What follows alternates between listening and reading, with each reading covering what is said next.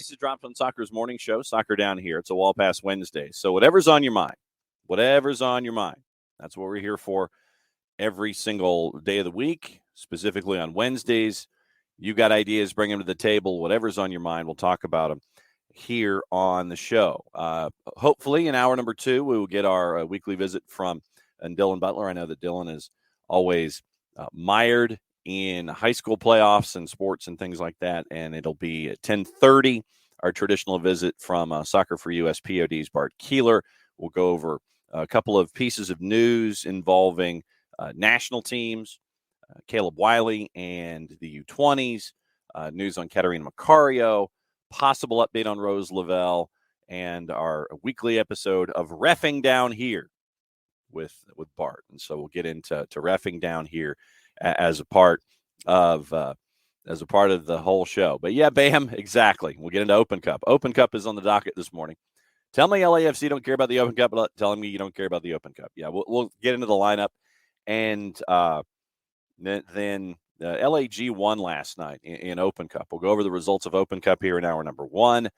And it is going to it was interesting post-match where Ricky Puig was having a bit of a discussion, and then it ends up with Giorgio Chiellini. The video's out. Chiellini is passing by the interview area, and you hear in Spanish, Chiellini call Ricky Puig a clown for calling out the LAFC fans. So we had that last night, and that wasn't the only thing that was going on with Open Cup last night. So there's a lot of stuff that's there, and we'll get into that when we discuss Open Cup and get into Open Cup here in hour number 1. Jarrett Smith always joining us in hour number 2 these days, and so Jarrett will be joining us for the Q&A sessions that we have coming up in hour number 2. So there's plenty of stuff going on in Europe. There's plenty of stuff going on here in the States. We'll go over Open Cup that has happened, Open Cup that will happen, and advance a couple of the stories that we've been discussing here over the last couple days. So let's see. We got the England squad that's been announced, but we'll go ahead and do opening kickoff. Brought to us by our friends at Kickoff Coffee, kickoffcoffeeco.com. And there's your QR code for those of you who are watching on Twitch, Morning Forecard. And then with the QR code, once again, go to Kickoff Coffee. Use the code SoccerDownHere15 to get 15% off of your purchase. They, in turn, take 10% and reinvest it into youth initiatives that they have at Kickoff Coffee and kickoffcoffeeco.com. So looking at we have our announcer assignments for the upcoming weekend. So here's your announcer assignments. We'll go ahead and get that out of the way when Pro comes up with their reffing assignments. We'll get into that. Reffing was the word I was looking for this morning. Also, Adidas is going to be the official partner and official match ball provider for Leagues Cup, but we'll get into that once again coming up in just a little bit. Your match day assignments, announcers for match week 15. Callum and Kalen are taking over Montreal and Inter Miami. These are all 7:30s on Saturday. Chris Whittingham, Lori Lindsay, Chicago and New England. Tyler Terrence, Devin Kerr, Philadelphia and NYC. Jake Ziven, Taylor Twellman. Yes, exactly, Ricky.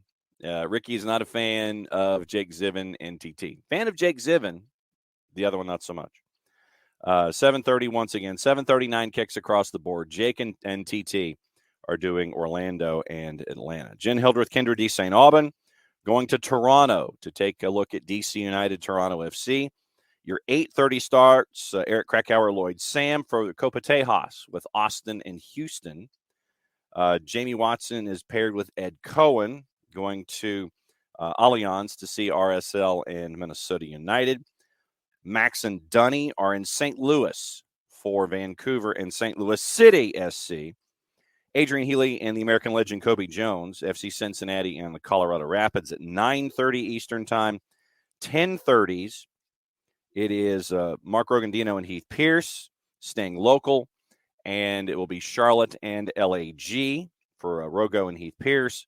10:30, Mark Followell gets the familiar folks, Followell and Danielle Slayton. Danielle Slayton gets a home game, and Mark Followell, longtime voice of FC Dallas, gets to call FC Dallas in San Jose. And then the Kanji man, Steve Cangelosi, and Danny Higginbotham. Steve Cangelosi, with his history with Red Bulls, gets to call Red Bulls, but they're in Seattle taking on the Sounders. 2 on Sunday, 3 o'clock Eastern time. Tony Husband, Ross Smith are calling Portland at Sporting. 8:30 on Sunday night. It is Keith and Mo in Nashville for Columbus and Nashville SC. So those are your game day assignments for this particular week. And so there you go. So, of course, Jarrett is Jarrett's in our production thread, and he's talking about what happened last night for those that watched Ted Lasso. I'm not going to spoil it. But, yeah, Jarrett watched it last night. Patty and I watched it last night. Yeah, Ricky, it ends up with 2 matches on Sunday. Let me check your secondary partners really quickly and see what you're staring at with the schedule. I know, 2 Sunday matches. It's Fox. Okay, so it's Big Fox at 3 o'clock with Portland and Kansas City, and on the free side of Apple TV. And it will be the Super Hyper Mega pregame show. So a 3:25 kick at Children's Mercy Park on Sunday on Big Fox. And that'll take you to 6 o'clock Eastern time with postgame and everything. So on at 3, off at 6, local news. And then FS1 gets the late game from Geodis Park, 8:30 listed kick. Super Hyper Mega pregame show means 8:55 kick. So Big Fox Sunday afternoon, FS1 Sunday night for Nashville hosting Columbus, 8:55 kick on Sunday night. So anytime there's a Fox or an FS1, they get the Super Hyper Mega pregame show, and it's a 25-minute deal. It's not a 9-minute deal, and so there it is down the line. So, yeah, so Big Fox gets your afternoon game on Sunday. FS1 gets your evening match on Sunday. So that's your rundown of the commentators for Match Week 15. That's your opening kickoff, brought to us by our friends at Kickoff Coffee, kickoffcoffeeco.com. Once again, there's your QR code for those of you who are watching on Twitch. Once again, use the code SoccerDownHere15. You get 15% off for your desired elements there when it comes to Kickoff Coffee. And then they, in turn, take 10% reinvested into the youth game. Kickoff Coffee and kickoffcoffeeco.com. Once again, thanks to them for being a part of everything here at SDH every single day of the week. All right, so a lot of stuff that happened yesterday. We'll go ahead and start with Open Cup. We'll have fun with Open Cup and look at the schedule that happened last night. And it was 4 matches today, and today there are 6 because, remember, Canadian Championship ends up as a part of the discussion as well.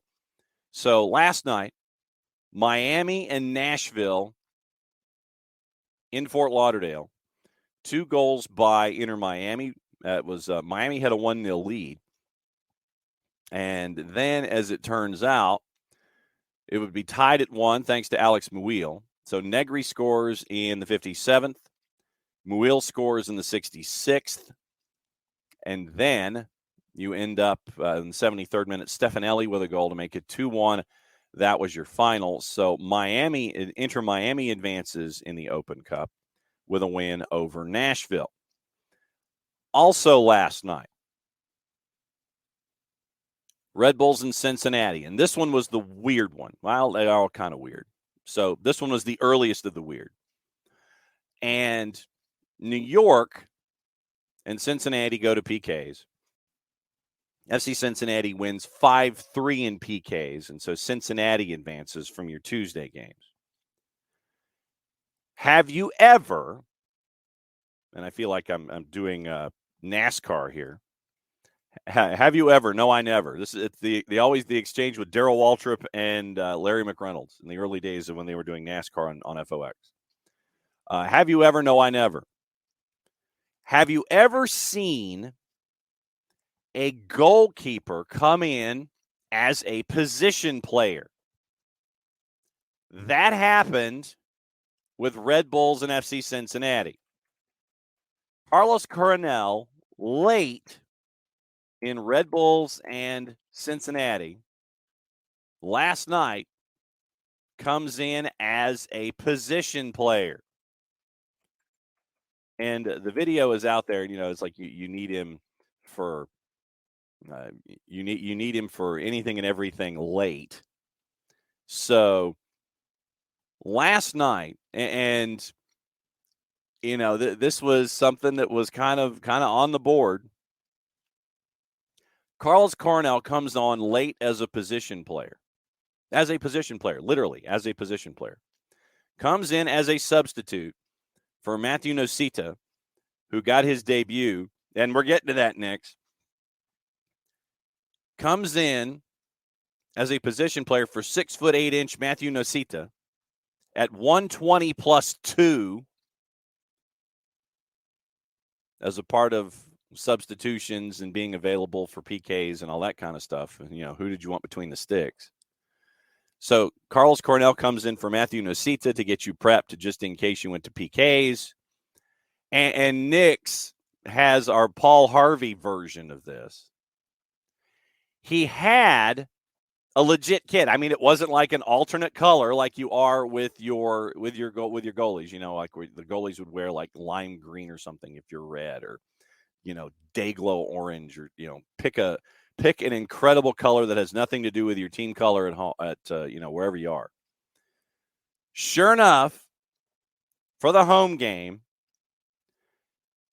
the kit guy, the folks that are responsible for maintaining kits, had his kit made, legit kit, not another keeper kit, but an actual jersey with his name and number on the back, at the on-site team store at halftime. You want the magic of the Open Cup? That's the magic of the Open Cup right there. I don't know if that means that they thought that somewhere in the back of their mind this might happen, so let's be prepared for any eventuality. But you end up with Carlos Coronel checking in later than late with a position jersey on. Being prepared for any possible thing that could happen. And literally, you go to Red Bull's Twitter. I mean, it is as calm as you can get. Carlos Coronel enters match replacing Matt Nosita. And everybody's like, it's a reverse Eddie Gavin. And so literally Twitter decides to blow up. And you end up with that kind of a moment. An absolute moment last night with Carlos Coronel checking in with a legit jersey, not wearing like two keeper jerseys or anything, but a legit jersey in the match last night. And, didn't quite work. Cincinnati winning in PKs, but just the notion of having something like that. Dante Van Zier missed round one, so that put them at a disadvantage going in. Cincinnati made all five of theirs, and when they got to the top of the fifth and Barrial made his, it was unreachable, and so Cincinnati advances. But Carlos Coronel had his moment last night with jersey made at the pro shop, at the team store, at the half. Coronel won, red jersey, and he got to wear it at 120 plus 2, subbing in for Matthew Nosita before they go to PKs. Other action last night, there were two others, and you look at what went down, and Houston beats Minnesota by the score of 4-0. I think probably the score line might be the surprise, not necessarily the result. Baird with a hat trick, a PK, and then 2 goals 20 minutes apart in the second half. Ibrahim with a goal in the 79th minute. And then the late game, El Trafico at BMO. And Bam, Bam, I'm sure you were watching this, but Boyd and Ricky Puig with 2 goals, winning 2-0. So here's your lineup last night for both teams. Here's your lineups last night for both. LA Galaxy, in net, you had Jonathan Klinsmann. It was a 4-2-3-1. Audi, Caceres, Zavaleta, Caligari at the back. Midfield combinations of Delgado, Brugman, Raheem Edwards, Ricky Puig, and Memo Rodriguez. And then Chicharito up top. 4-3-3 for LAFC last night. Bam says the upside to the LAFC game. Golasso isn't available in Australia, so you couldn't watch it. Jakupovic in net. And if you go to MLSsoccer.com, if you're just kind of looking for lineups and things, they got 3 dudes without headshots. LAFC. 3 dudes without headshots. Javen Romero, Noah Dollenmeyer, Diego Rosales, Julian Gaines. That's your back 4. 3 of them without headshots. So if they did not have headshots available to MLSsoccer.com, did they actually exist? Mateus Bogusz, Danny Crisostomo, Eric Duenas is your midfield. Kwadwo Opoku, Nathan Ordaz, Steve Buke. That's your forward line. So that's what the 4-3-3 was like last night for LAFC. So as Bam said at the beginning of the show, tell me LAFC didn't care about the Open Cup without telling me LAFC didn't care about the Open Cup. It was that lineup. And your bench, here's your bench for LAFC. So let's go. Here's your bench for LAG. The Bishop, Joveljic, Jonathan Bond, Boyd, Aguirre, Mavinga, Vivi, and Kelvin Leerdam. Here's your bench for LAFC. Armando Avila, Mateus Maya, Yekison Suba, Christian Torres, Christopher Jaime, John McCarthy, Jeremy Rodriguez. If Monterey Bay couldn't get it done for us, we're going to do it in El Trafico instead. And Ricky Puig getting mad about the fans at LAFC at BMO, and then Chiellini seeing the interview set up, yelling at him that he's a clown, and then turning left and bailing out of BMO. So, there you go. That was last night in the Open Cup. A lineup for the ages for LAFC, a substitution for the ages for Red Bulls, and LAFC is finally out of the Open Cup. You can hear. I mean, you probably heard this massive exhale in John Thorrington's office and in Steve Cherundolo's office last night after that win by LAG. Close the door. You know, it's like you say all the right things in the press conference. You close the door to the office, and then you sit there and go, man, I'm glad we're out of that. 6 matches tonight before we get ready for Saturday. Yeah, I mean, they did all right, Bam. I mean, serious, it was only 2-0. And I think that what that speaks to is the development of what you're seeing with LAFC going up against that group from LAG last night. We'll catch up with Dylan Butler in hour number 2, hopefully, and we can get his thoughts on it. Find out what he thinks about the lineup of lineups in Open Cup and Carlos Coronel. Tonight, schedule. In the Canadian Championship, it is CF Montreal hosting Forge. Forge has made runs in CONCACAF Champions League before through CanChamp. Pittsburgh is hosting Columbus tonight at Highmark Stadium. Pittsburgh Riverhounds. Bob Lilly, I think, has probably already started yelling at folks. Birmingham is hosting Charlotte at Protective at 8. We'll see what happens with USL Championship hosting Charlotte as they're on the road. And then Charlotte has to turn around and fly to Los Angeles for Saturday. Good work by you. Austin's hosting Chicago at 9 o'clock at Q2. Colorado and the Prairie Dogs are hosting RSL at Dick's Sporting Goods Park at 10 o'clock. And also in Can Champ on the other side, it is Pacific FC at Starlight hosting Vancouver Whitecaps. So not much of a road trip for Vancouver, having to travel out to Starlight to see what's going on for tonight in the Can Champ. For viewing habits, the Pittsburgh-Columbus match is on Golasso, as is Colorado and Real Salt Lake. Birmingham Legion and Charlotte is on BR, either on the app or on their YouTube channel. Same for Austin and Chicago Fire. So you're on your own when it comes to the Can Champ. They're probably both on One Soccer if you can find a VPN that can get it to you. But Golasso has Pittsburgh-Columbus as your early. Colorado Real Salt Lake is your late.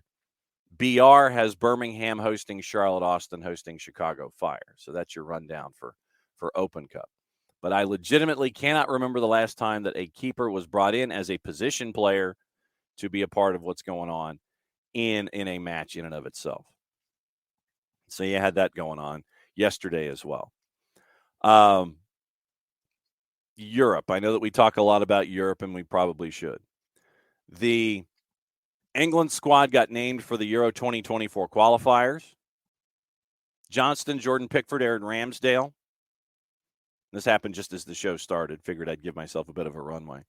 Defenders, Trent Alexander-Arnold, Lewis Dunk, Mark Gahey, Harry Maguire, Mings, Shaw, Stones, Trippier, Walker. Midfield, Jude Bellingham, Eberechi Eze, good for the Crystal Palace product, Conor Gallagher, Jordan Henderson, James Madison, Calvin Phillips, Declan Rice. Up top for June, Phil Foden, Jack Grealish, Harry Kane, Marcus Rashford, Bukayo Saka, and Callum Wilson, the 25-player squad that has been announced. So Gareth Southgate has announced his squad, and that's the 25 for the Euro qualifiers. Also, this morning, we talked a lot about what's been going on with Vinicius Jr. And before we get into Europe, Bam, I think you're square on here. It's where the Cups are letting themselves down. Games on YouTube for places outside the country so people can watch and get into your leagues. Yeah, true. Yes, at least they don't have to play the USA midfield again, Will. Will, by the way, later today on the network, later this afternoon, we will post an interview with Jack Collison, the head coach of Hunt City, old friend of the show and old friend of the network, and we will find out. Yes, we do have Bart for rules for today. Bart was sick last week, so we'll see if Bart, A, has recovered, and B, for rules. So, yes, we do have reffing down here with Bart at 10:30 if Bart is anywhere close to 100%. So we'll catch up with Bart. But, yeah, we're catching up with Jack Collison this afternoon. We'll post that to the network to find out about his thoughts now that he's had a couple days to think about what has gone on in Huntsville with what happened to Joe Davis. So keep an ear out for Jack Collison on the network later on this afternoon. Obviously, we've been talking a lot about Vinicius Jr., Valencia, La Liga, all that kind of stuff. So Valencia got fined about 40,000 pounds for the racism and all of the stupidity that they had going up against Vinicius. The Spanish FA found that fans racially abused Vinicius Jr. in Sunday's game. Of course, it also started that, when they got off the bus and were walking in the door, but that's okay. Sure. Valencia is now going to have to close the stand, that end of the stadium, where Vinicius Jr. was racially abused for 5 matches. 5 matches that stand will not have any fans in it after a ruling by the Spanish FA. Valencia has decided to sit there and go, you know, we think that that's disproportionate and unfair. Valencia's mad that they're getting punished for fans who are idiots. We think that it's disproportionate and unfair. The words that they used. The Mario Kempes stand, where the chants originated in Valencia's win, closed for one home match this year and the first 4 matches for next year. 45,000 euro, 39,000 pounds. Say that the ruling is unfair as it harms the fans who were not involved in the, quote, shameful, end quote, incident. The club has said they will appeal the partial closure of the stadium. I'm going to go through the details and then we'll go back. Vinicius's red has also been overturned by the Spanish FA. He has not been included in Real's squad to face Rayo Vallecano today. In a statement, the Spanish FA, the RFEF, said, quote, the competition committee has sanctioned Valencia CF with the partial closure of the Mestalla Stadium for 5 matches, specifically the Mario Kempes South Stand, following the events that occurred during the match between the team and Real Madrid. It is considered proven that, as reflected by the referee in his report, there were racist shouts at Vinicius, altering the normal course of the match, and the infractions are considered very serious. In addition, an economic sanction of 45,000 euro is imposed on Valencia. The RFEF competition committee considers that the referee's assessment was determined by the omission of the entirety of the play that took place, which affected the refereeing decision. Remember that VAR did not show everything in its full context, and that gave Vinicius Jr. the initial card. Statement continues. The fact that he was deprived of a decisive part of the facts led him to adopt an arbitrary decision, and this is because it was impossible for him to properly assess what happened. Responding to the ruling, Valencia said in their own statement. So Valencia has a statement to respond to the Spanish FA statement. Quote, Valencia CF wishes to show its total disagreement and indignation at the unfair and disproportionate penalty imposed by the competition committee on the club with the closure of the entertainment stand for 5 games. Valencia CF wants to publicly denounce that in this resolution of the RFEF competition committee, that they show evidence that contradicts what the national police and La Liga say. In addition, the sanction is based on evidence that the club has not been able to see and without giving us a hearing. Valencia CF has condemned, condemns, and will condemn, past, present, and future tense, in the most energetic way, any act of racism or violence. For this reason, we consider that penalizing and depriving all the fans who were not involved in these unfortunate incidents from seeing their team is a totally disproportionate, unfair, and unprecedented measure against which we will fight. In its full report, the RFEF found proven that Vinicius was subject to racist abuse when Real Madrid's bus first arrived at the Mestalla. There's video that's been posted on Twitter from the time that they were walking out from the bus. During the game, it added, Vinicius Jr. had objects thrown at him in the 71st minute from the Kempes stand before racist chanting followed in the 73rd, when the referee first alerted the match delegate to make an announcement over the PA system. Spanish police arrested 7 men in connection with separate incidents aimed at Vinicius Jr., 4 attached to the hanging in effigy from the bridge back in Madrid in January, with police saying 3 of the men are a, quote, radical group of fans of a Madrid group that were previously flagged as high risk.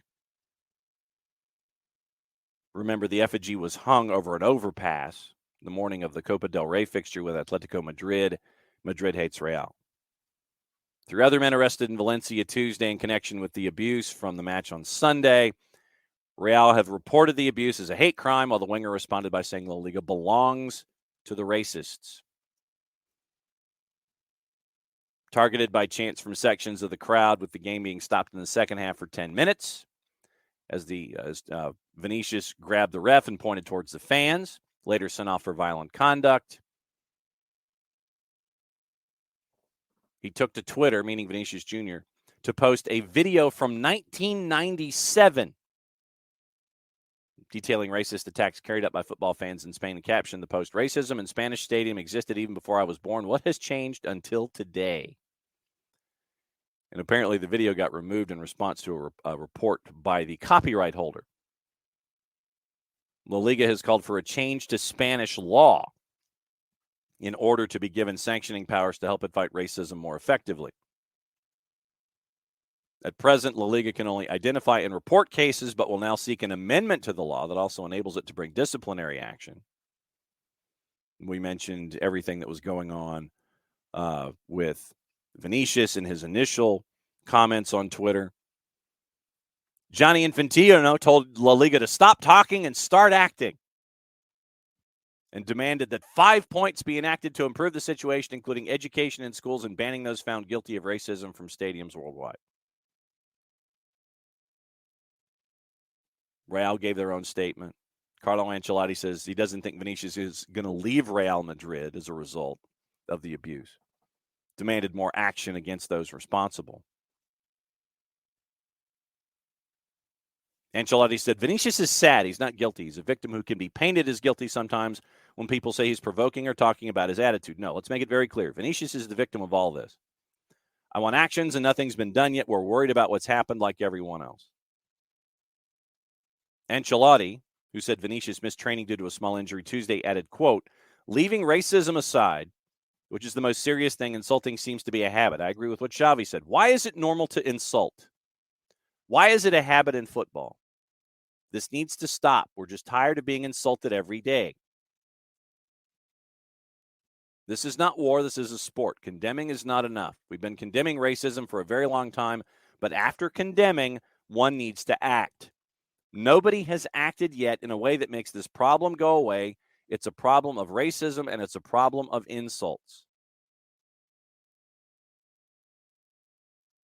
We got into the Javier Tebas nonsense. The back and forth continued there. Vinicius Jr., after Tebas said, "It's necessary that you inform yourself. Do not let yourself be manipulated." Vinicius Jr. goes, "Once again, instead of criticizing racists, the president of the league appears on social media to attack me. As much as you talk and pretend not to read, the image of your championship is shaken. Omitting yourself only makes you equal to racists. I want actions and punishments." Valencia announced they'll ban for life the fans involved in the incident. However, Javier Solis, the corporate director and spokesperson, demanded an apology from Ancelotti on Sunday, accusing the Italian of branding all Valencia fans as racist.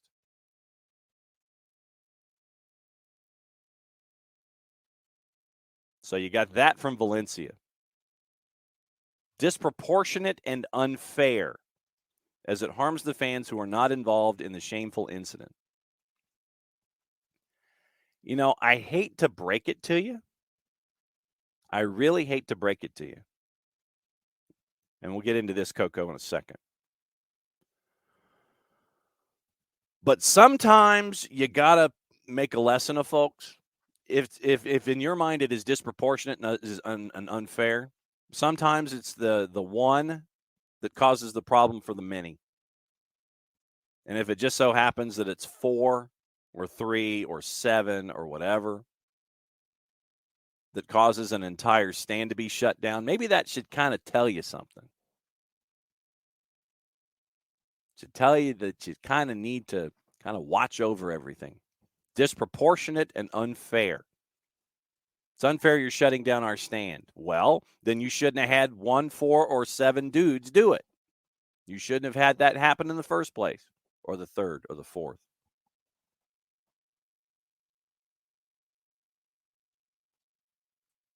Well, we could hear it on the broadcast. A lot of fans aren't going to be legally punished for it. This is their punishment.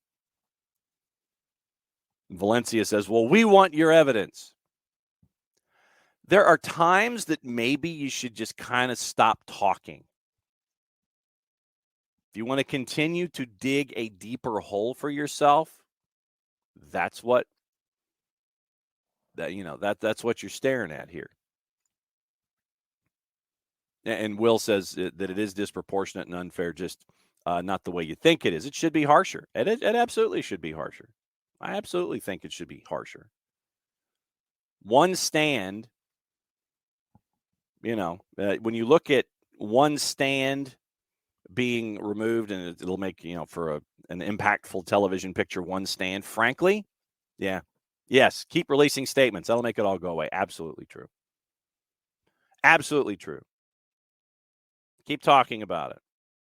Keep stomping your feet. Go into the puddle on the side of the road with your galoshes and jump into it and sit there and, stomp up and down. Ricky with a quote from Rudiger.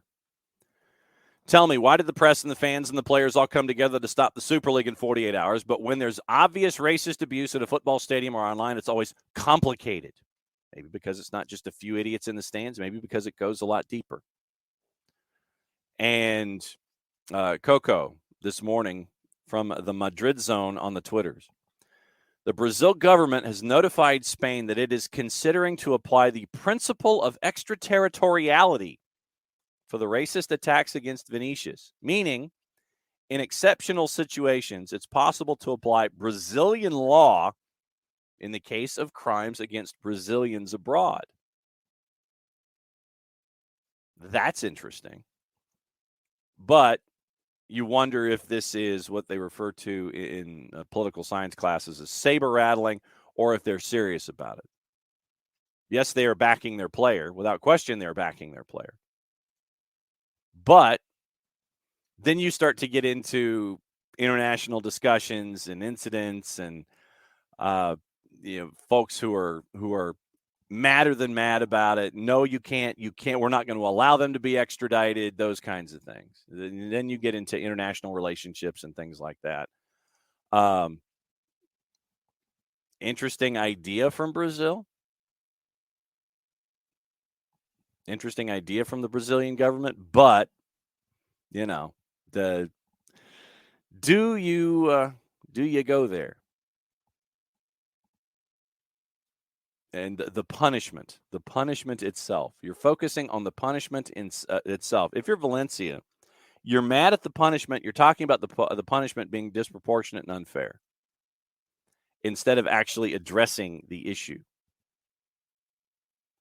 You're taking a financial hit. You're taking a big financial hit with that one stand not being available to your ticketing. And basically, it comes out to what, about 10 grand a match?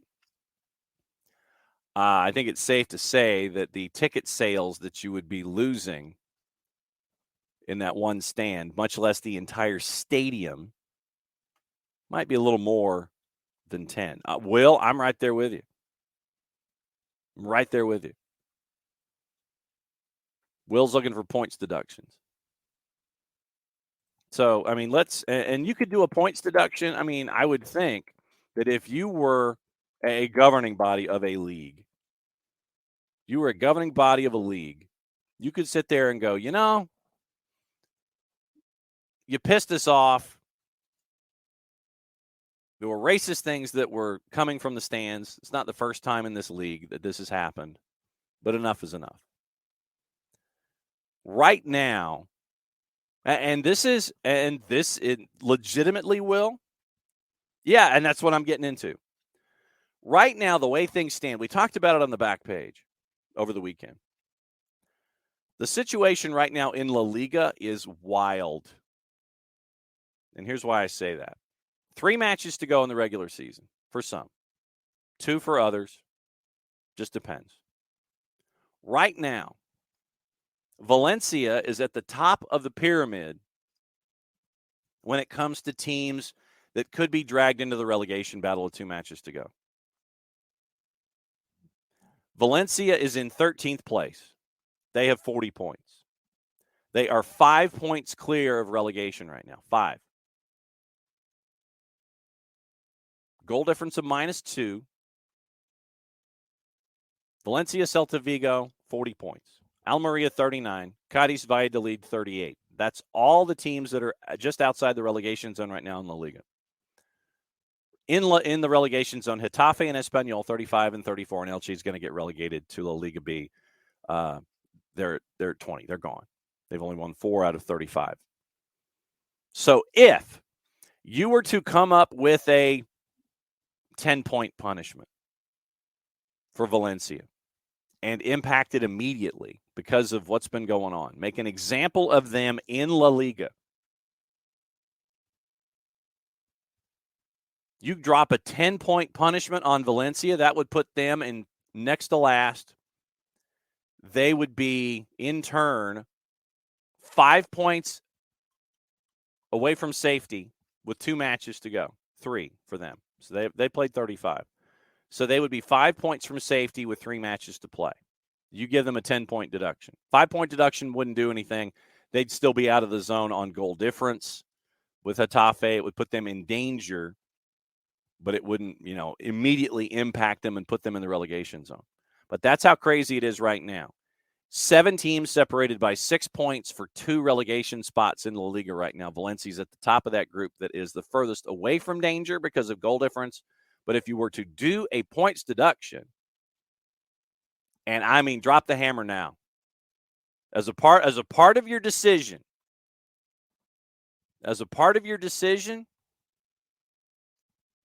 bang, now 10 points. Here's our evidence. We're pissed. Don't do it anymore. Your stadium is empty. We're clearing it out for your home matches that remain.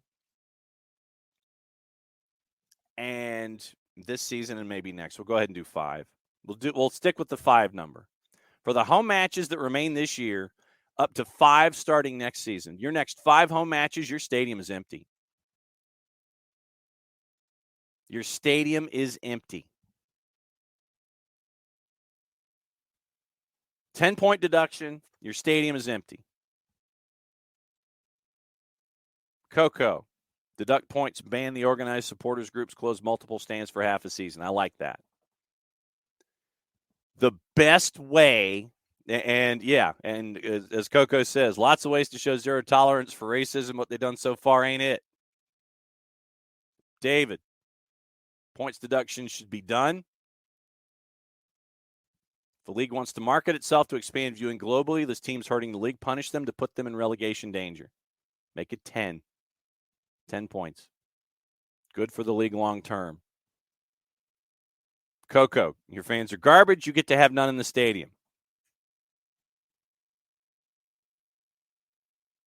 And Bam would like an automatic relegation and a 10-point deduction.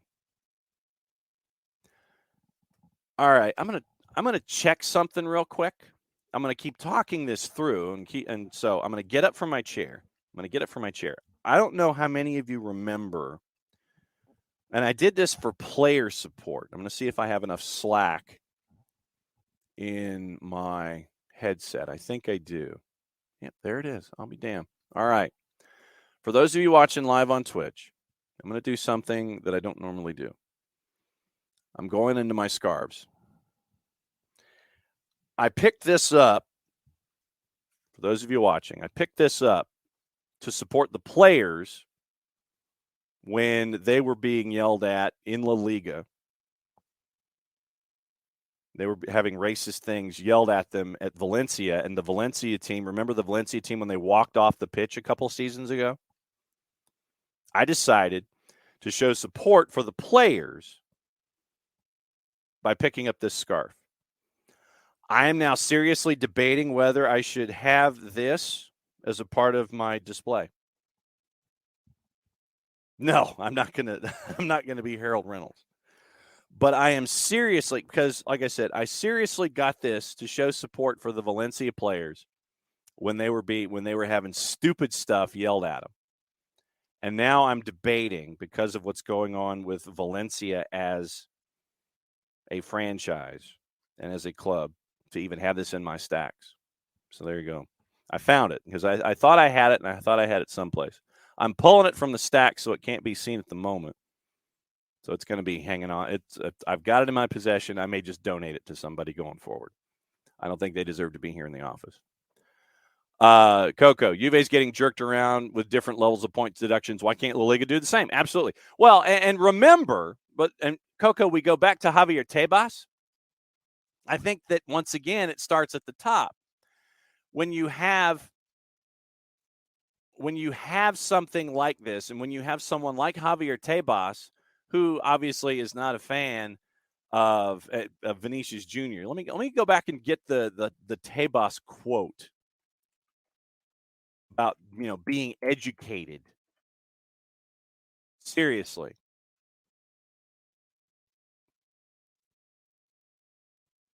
So Javier Tebas,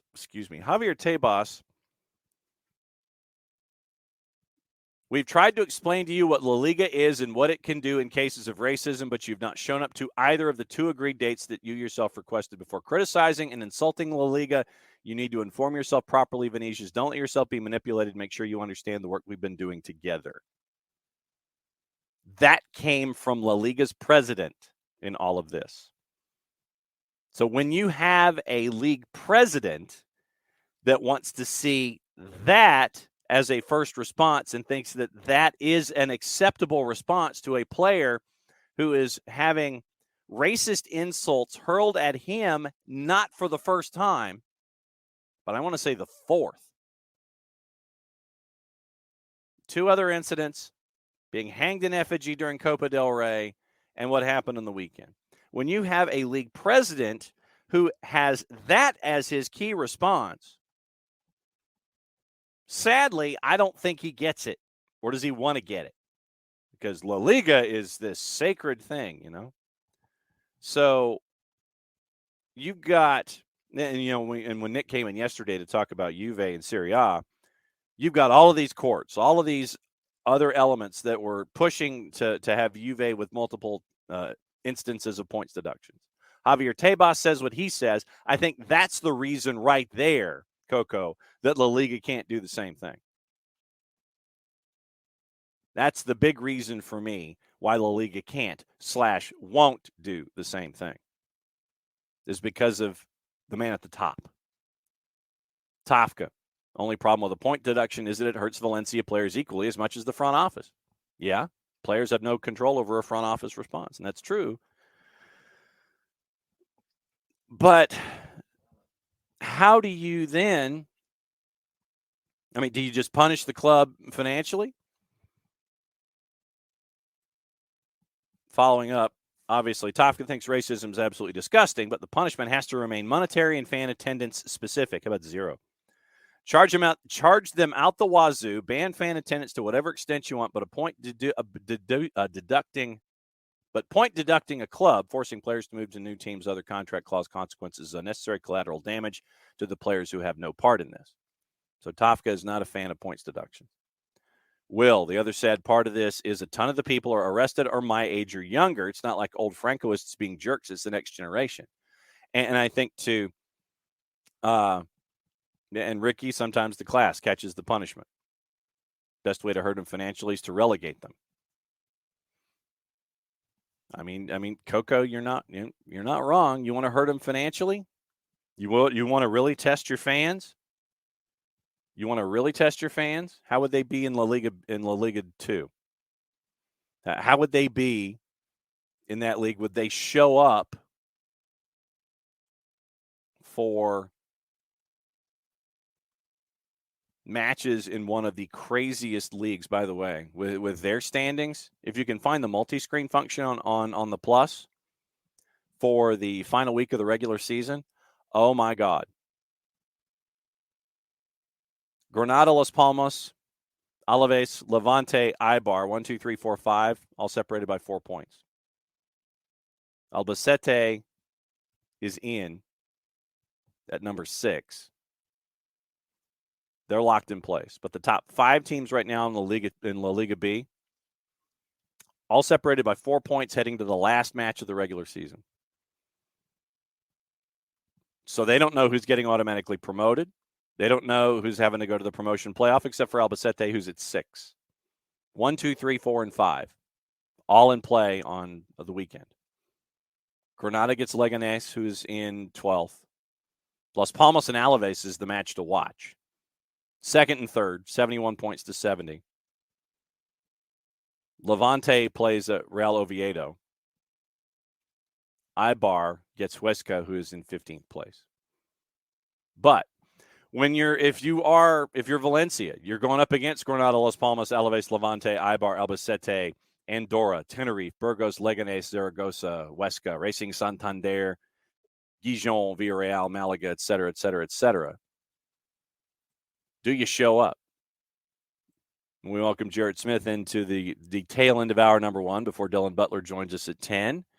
And we get to ask questions with Dylan and Bart Keeler at 10:30. So, Jared, we've been going over the Vinicius, Valencia, La Liga situation this morning, and how much, what should be done to Valencia, what could be done. Apparently, Brazil has said that they have notified Spain they're considering applying the principle of extraterritoriality for racist attacks against Vinicius, where in exceptional situations possible to apply Brazilian law in cases of crimes against Brazilians abroad. I mean, it's just, if you were a better, and I'm going to say this, you're already a better man than Javier Tebas, the president of La Liga is. If you were in this situation, how would you address what's going on specifically with what happened with Valencia on the weekend? What would you do to them as a club? They have been fined, and they have been told that one stand is going to be empty for the next 5 matches. The club has the club has said that the punishment is disproportionate and unfair. You're punishing the whole for the acts of a few. So tell the few not to act like assholes as we lose the censorship. That's okay. Bart's going to be here later anyway. It's gone. But that's not unusual. You've seen teams have to play behind closed doors because of the actions of a few. Mm-hmm. Legia Warsaw had to do that a couple of years ago because Legia occasionally gets a little case of the fascists in their ultra section. Doesn't represent everybody, but they've done it in the past, and they had to play behind closed doors. Rangers had to play a game behind closed doors last year for the actions they had on the road, and it wasn't every Rangers fan. Mm-hmm. That persons who screwed up, they don't represent everybody. Yeah, I get it.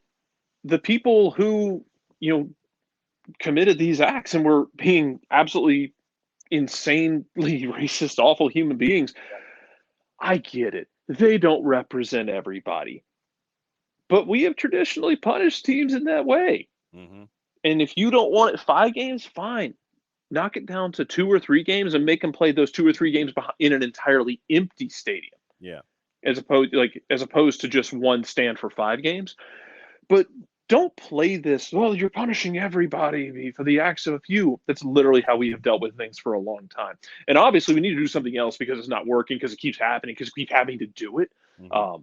If you keep having to do the same punishment over and over again for the same crime, same actions, obviously it's not doing it. It's not achieving its intended goal. So what are you going to do differently? Like, how are you going to address this differently if you are Spain? Because, yeah, you have a problem. You have a problem in the way guys are getting treated. Because at the bare minimum, you just like to think that you could treat each other like human beings. Like, bare minimum. Mm-hmm. You want to sing a song about you want to sing a song about a player drunkenly stumbling out of a bar and pissing himself on the street corner the other night. Yeah. Whatever. Mm-hmm. You'd like to think at the bare minimum, the bedrock of our decency is enough that you treat people like a human being. But apparently we don't do that. Yeah. Enough people don't do that, because then you got to figure out what else you can do, because I mean, the straw man argument would be, well, you can't go nuclear option. There's options between there and nuclear. Mm-hmm. Yeah, I mean, you don't just go necessarily straight to a nuclear option. You're not going to SMU a team because some fans racist. Yeah. But you're going to have to figure out a way to increase those punishments to deter people outright. And I don't know how much you put on the clubs and the league itself to do outreach to the fan bases of, hey, it's not, I don't want you to just, because here's the thing, I don't want you to show up and not be racist at a game for the sake of not punishing your team. I'd like you to not be racist for the sake of not being racist. Yes. And for humanity's sake. Yes, for humanity's sake. It is hour number 2, and it's a Wednesday, which means that we bring in a dude to talk stuff. We're going to talk Open Cup. How's that for a nebulous intro? We're going to talk Open Cup. Well, Open Cup is drunk always, so yes, it is drunk, and so we'll talk to this man who gives us blessed mugs, Yankees mugs, and anything else on his mind. So here we go, beginning of hour number 2 here on a Wall Pass Wednesday, which means it's this guy.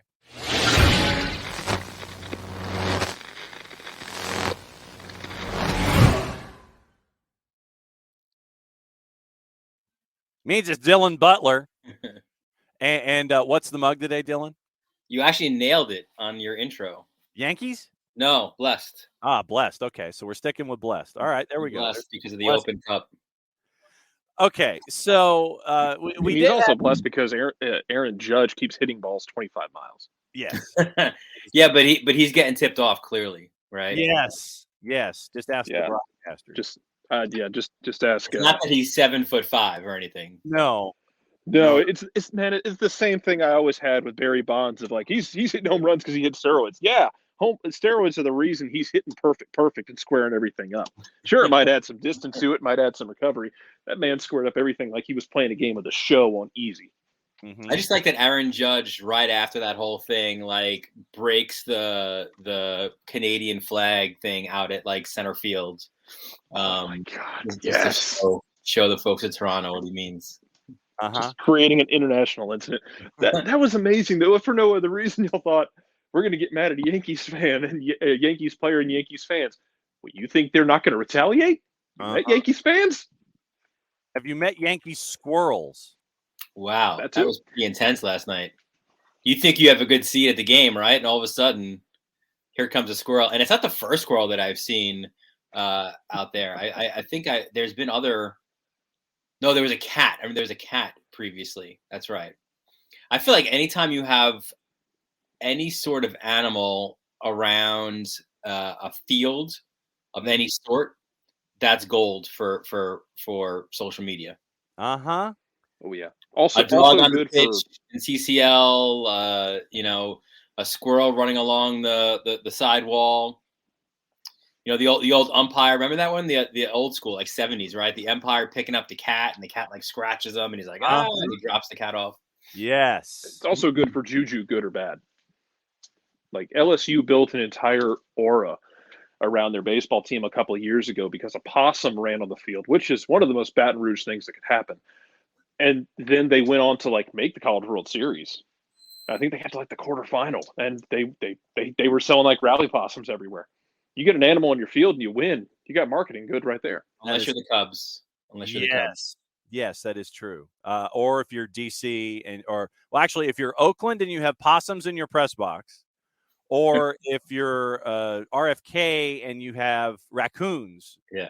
While you're covering the Raccoons the Raccoons are having a great season. As I'm assuming the Raccoon is still technical director, and just took over by force when they moved on from Lucy Rushton. I just assumed that it was a hostile takeover from the Raccoons. Yes, and we're all scaring each other with mammals this morning. When it comes scared. Possums are great, man. Raccoons are weird, but possums are great. They can't get rabies. They eat ticks. We need more possums. Wow! I saw one when I lived in Queens for the first time ever. I saw one, and I was scared. Ish, because it was late at night, and I was walking my dog, and I was like, "What the hell is that thing looking at me?" Well, they get big too. Yeah. I mean, David says the Cubs were cursed because they kept the goat out. The goat, but then they had the black cat, remember? Yes. Yeah, they did. That's true. and David also reminds us that they're not raccoons, Jarrett. They're called trash pandas. Mm-hmm. So, when was the last time, Dylan, that you saw a goalie have a jersey pressed at the team store at the half? Yeah. With like his actual name and a number assigned to him. When was the last time you saw something like that happen where dude actually got in as a late substitute, substituted for a taller player? I mean, Matthew Nosita was like 6'8", and Carlos Cornell is not 6'8". So you substitute in a goalie wearing an actual jersey, and you substitute in a shorter individual for the guy that you're pulling out. When was the last time that has happened that you have ever seen? Well, I mean, look, the old school rule, right? Like the Mike McGee, Eddie Galvin. Right? Yes. Somehow it revolves around this franchise, right? But the other part of it, with it being pressed at the field before the game, yeah, no, that's unique. There's no doubt about that. And and of course it doesn't quite help because Red Bulls lose in PKs to FC Cincinnati. The magic of that's one of the magic stories of the cup, right? Like, no question. Yeah, absolutely. It is a reverse Eddie Gavin. and then you have El Trafico late last night, and LAFC and our Australian viewer / listener was reminding us, show me how LAFC doesn't care about the Open Cup without telling me that LAFC doesn't care about the Open Cup. And we ran through the roster. Ran through the starting 11 and the 18 and the subs and everything. There were three. Who was doing color? It sounded like that was Bradley Carnell. It might. Find out who that was. Maybe our Australian listeners. Damn, who was it? Yeah. But the thing is, you looked at the starting 11 for LAFC last night, and 3 of the dudes didn't have headshots on MLSsoccer.com. Right. Literally, it was just like a blank space with a shadowed head.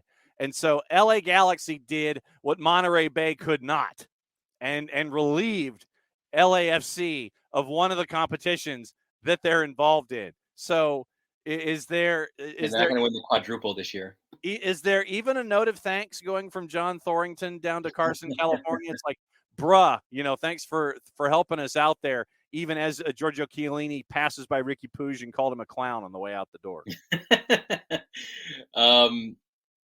Yeah, that was also funny. Another Trafico moment that you could put in there. Yeah, and also LAFC.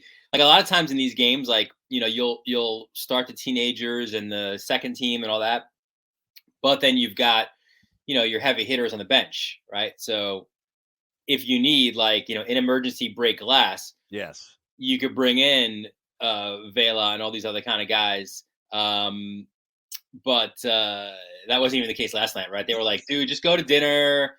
We're fine. No worries. We'll see you training in the morning. Yep, y'all be cool.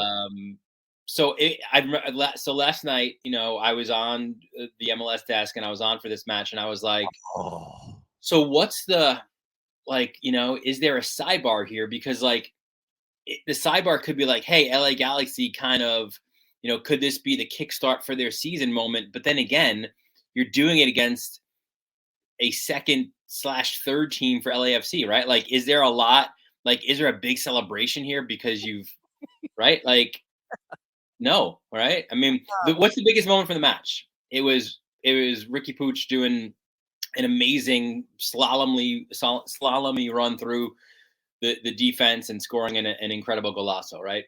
Mm-hmm. I mean, other than that, what's to celebrate for Galaxy except moving on, in the competition, and obviously, for will it be all MLS teams? We'll find out tonight, but it'll be an opportunity to get that much closer to the Champions League, right? Which is ultimately what you want to strive for. So, Jared Smith for Dylan Butler. Well, first of all, our Australian listener, Bam, believes that it was done to keep Klein in a job temporarily. This is This is taking a loss to win. This is losing a battle to win the war kind of thing. We're helping our buddy. Sure. Yeah. This is you lost that battle, but it was more of a strategic retreat to make sure that you can win the war correctly. Obviously, studying Hannibal. Good work, Bam. Good work, LAFC. As far as the other, what we have to look forward to here, I mean, what do you rate this? The chances that we get a non-MLS team get through this round? I know it's the one I'm going to be watching personally is going to be Charlotte and Birmingham because they might just start beating each other to death. Yeah, I mean, you've got two opportunities, right?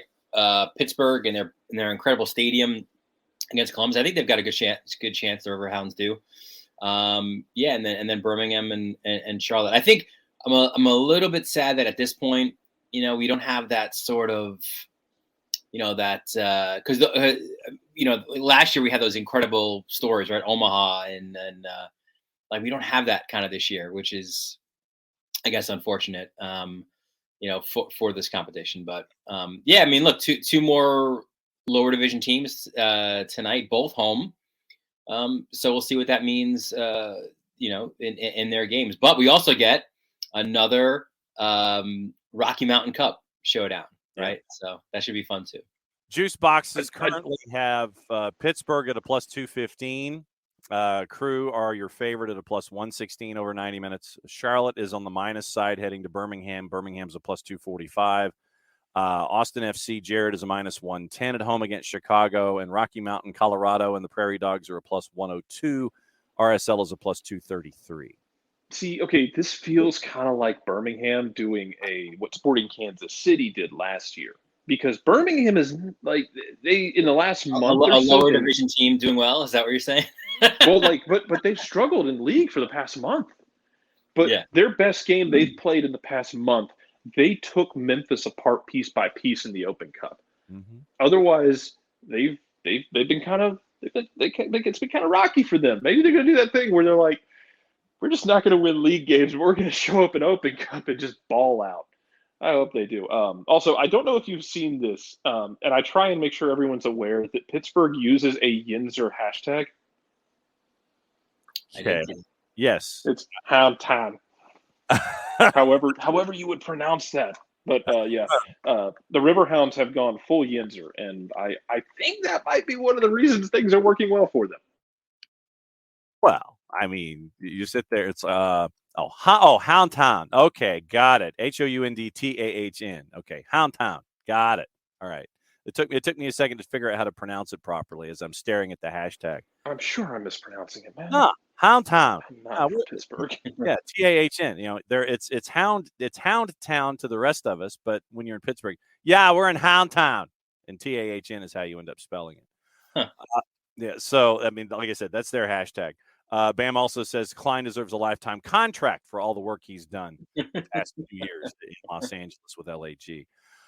When you look back at the sarcasm in. Yes, the hashtag sarcasm font that has been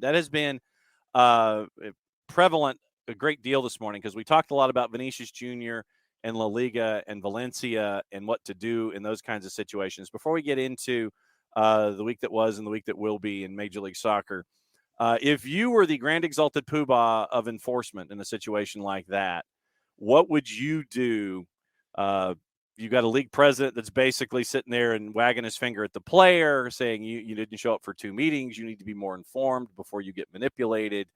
Carlo Ancelotti basically spent the first 3.5 minutes of his press conference. Reporter says, "Yeah, coach, about the game today. We're going to talk about the game." 3.5 minutes in, Ancelotti just goes on a rant. If you were grand exalted enforcer of enforcement in situations like that, what would you do? Points deduction, fine. Stand is empty, which is what's going to happen at Valencia for the next 5. What would you do in a situation like that? I mean, what's the strictest penalty they can give these teams, right? Like, I mean, ultimately, I think teams will only,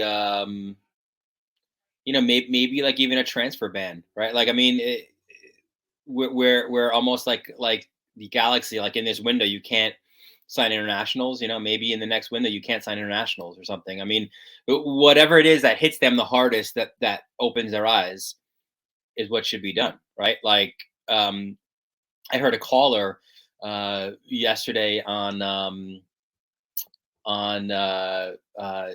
Sirius XM, talking to Tony Miola, and he was saying, why should these players even go, right, to these countries or these teams where you're dealing with this, right? Like, if I'm these players, I'm like, I don't want to go to Italy, right? I don't want to go in these situations. And I mean, agents are all about the bucks, unfortunately, but I think if there were some brave agents out there, maybe they could even express that as well. So it's a tough question. I don't know, there is no easy answer. But to me, it's teams will not enforce these things unless it's seriously hurting their bottom line. Right. Is it the empty stands? Probably not, because you sold season tickets. So that probably doesn't hurt you too much. Points deduction certainly hurts. But so too does your ability then to sign players in a window, right? Maybe both. Something like that. I mean, we've been going about it all morning. Is it financial? Is it empty stands?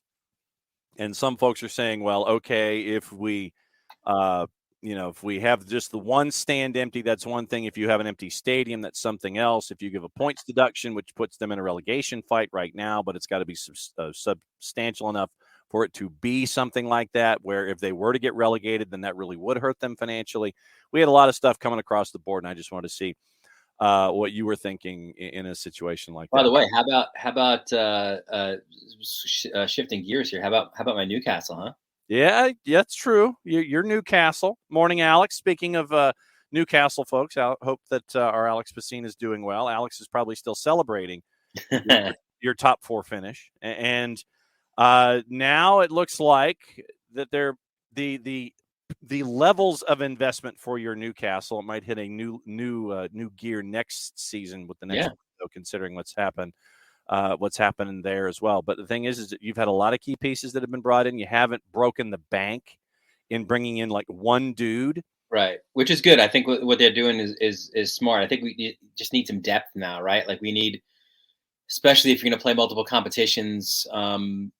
It's not a deep team right now, so get depth all around the park if you can. But just it's amazing what new ownership will do. Mm-hmm. At the start of the year, I didn't even dare to dream Champions League. It's been 20 years since this has happened, so that's it's certainly sweet. I'll be seeing my Magpies. Yeah, I'm not going down to Atlanta, but I'll see them in Philly, and I'll see them at Red Bull Arena. Yeah, see, you should have dropped by. You should have let us know that you're coming down here. Then we could have done stuff. Good point. Yeah, Will says St. James on a Wednesday night will be very special, and that is absolutely correct. The week that was in Major League Soccer, what stuck out to you? Let me think here for a second, because obviously I'm just in current Open Cup mode. Going back to the weekend, I kind of ironically, because they just lost obviously last night, but even though it wasn't really them that lost, but like LAFC, I think, again, just their ability to it doesn't seem to matter who they have on the field, right? Like they'll just go out and get results. I think that was one of them, that Vela comes off. Like you could bring a Vela and a Bawanga off the bench and get a win. Super impressive. Cincinnati, certainly, right? They've been a great story throughout, and they just laid the hammer down, right? Like they've had so many of these 1-goal wins where they probably could have extended it out, but this is one where they took care of business in a big way. Philly as well, Philly back in the mix, it seems like, in the East. putting a hurting on New England for sure. And now New England kind of regressing to the mean, like the injuries. Does the Dylan Barrero injury really look even worse than it was initially, right? Because they have not yet responded from that. Just a drunk Atlanta-Chicago match. Just craziness there. Vancouver, right? Like kind of super quietly having a really good year. And I think, and maybe it's because of where they are in British Columbia. They're like the third kind of team in that Cascadia, right? Like everyone talks Seattle and Portland, and they're like, oh yeah, Vancouver. They're like that third team.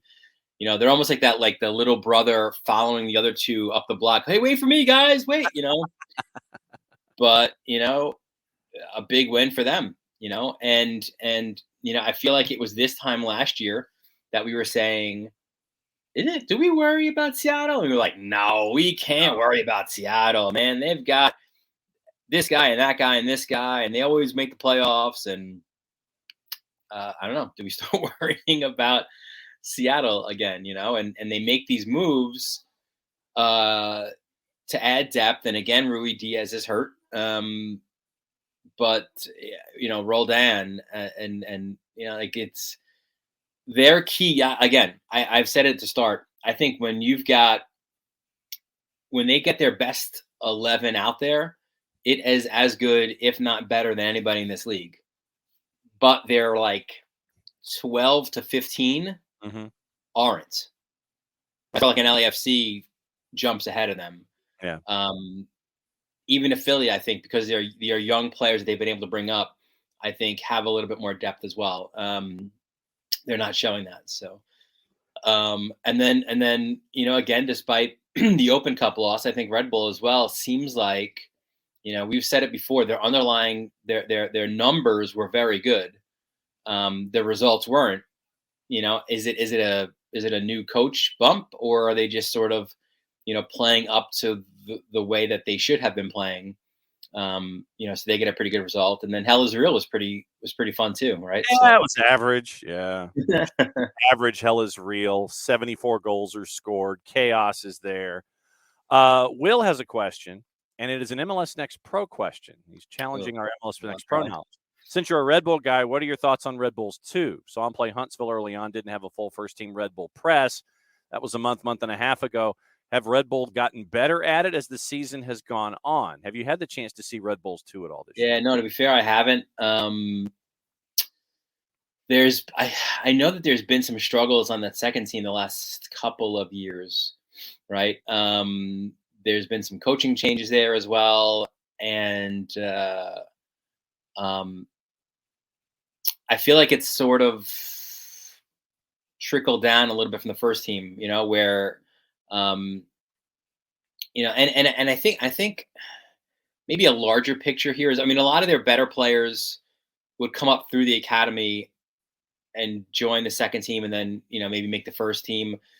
But I think since NYCFC came into the market, they're kind of sharing a lot of those players now, right? So whereas before they would get it, there was no doubt they were getting it, like a Tyler Adams or an Alex Muil. Those guys now are maybe opting to stay with NYCFC. So I think that's, bigger picture wise, has affected their second team. And it's been a bit of a struggle there. So to be fair, no, I've not seen them. It's hard. I really couldn't, honestly speak tactics about what they've been doing, but yeah. We can kind of sit there and say, yeah, you're going to try and do the same things to get you ready for first team play. They played their last 3 at home. 1-0 win over Inter Miami, 2-0 win over NYCFC 2, losing to Philadelphia Union 2 by the score of 2-1. Goalless draw, got the extra point in a shootout in Bridgeview against the Fire, beat the Revs at Gillette, won at Montclair, beating Hunt City, and that's where Will is based, and he's concerned about the return fixture coming up in 2 days' time at Joe Davis. Biggest thing that I can tell you, Will, and Jarrett, you can talk to this too, is when it comes to Red Bulls too, we've seen them already this year up at the Fraction, and we know what to expect. And like I said, Will is trying to scout Red Bulls too for the Hunt City match in a couple of days. When you see Red Bulls 2, you kind of know what you're going to get. It's just navigating that press and not forcing yourself into silly decisions and create short fields because they think the ball has cooties when, they try to do things offensively. Yeah, it's actually interesting because I think they still have some of that. It's funny though because I think Philly for playing a really similar, that high pressing, high physicality style, Philly's a little more comfortable in the metaphorical half court, if we want to call it that, like Sure. where they're trailing. Yep. And it's funny because I feel like last year when we saw the Baby Bulls in the last year of USL, I thought they were better at it than when we saw early the season. And look, goals change games and circumstances change based on games, but I haven't watched much of them other than when we saw them against Atlanta United 2 at home, in the sense that there were moments where they can put stuff together in the metaphorical half court more so than you're used to seeing from maybe the senior squad. So yeah, we'll keep an eye on that coming forward. Dylan, I know you've got only a couple minutes here with us. The weekend that will be, you've got NYC in Philly. You've got the Purple team hosting Atlanta. You've got some Copa Tejas. We talk about Vancouver. Vancouver's on the road to St. Louis City SC. What does FC Cincinnati do for an encore after Hell is Real, going to Colorado? LAG. Charlotte gets to go to Birmingham and Open Cup tonight, and then they get to fly out to Los Angeles to take on LAG. Thanks, schedule. Very much the same, right? Situation. Yes. Yeah. Thank you, schedule maker. We're just going to fly to Birmingham on our way out to LA. That's what it's LAG. They're going to be okay. They're going to be okay. LAG right now is the favorite at a -137. San Jose and Dallas, Seattle and Red Bulls. What sticks in your mind? And then you got Sporting, Portland, Nashville, and Columbus. What are you staring at this weekend?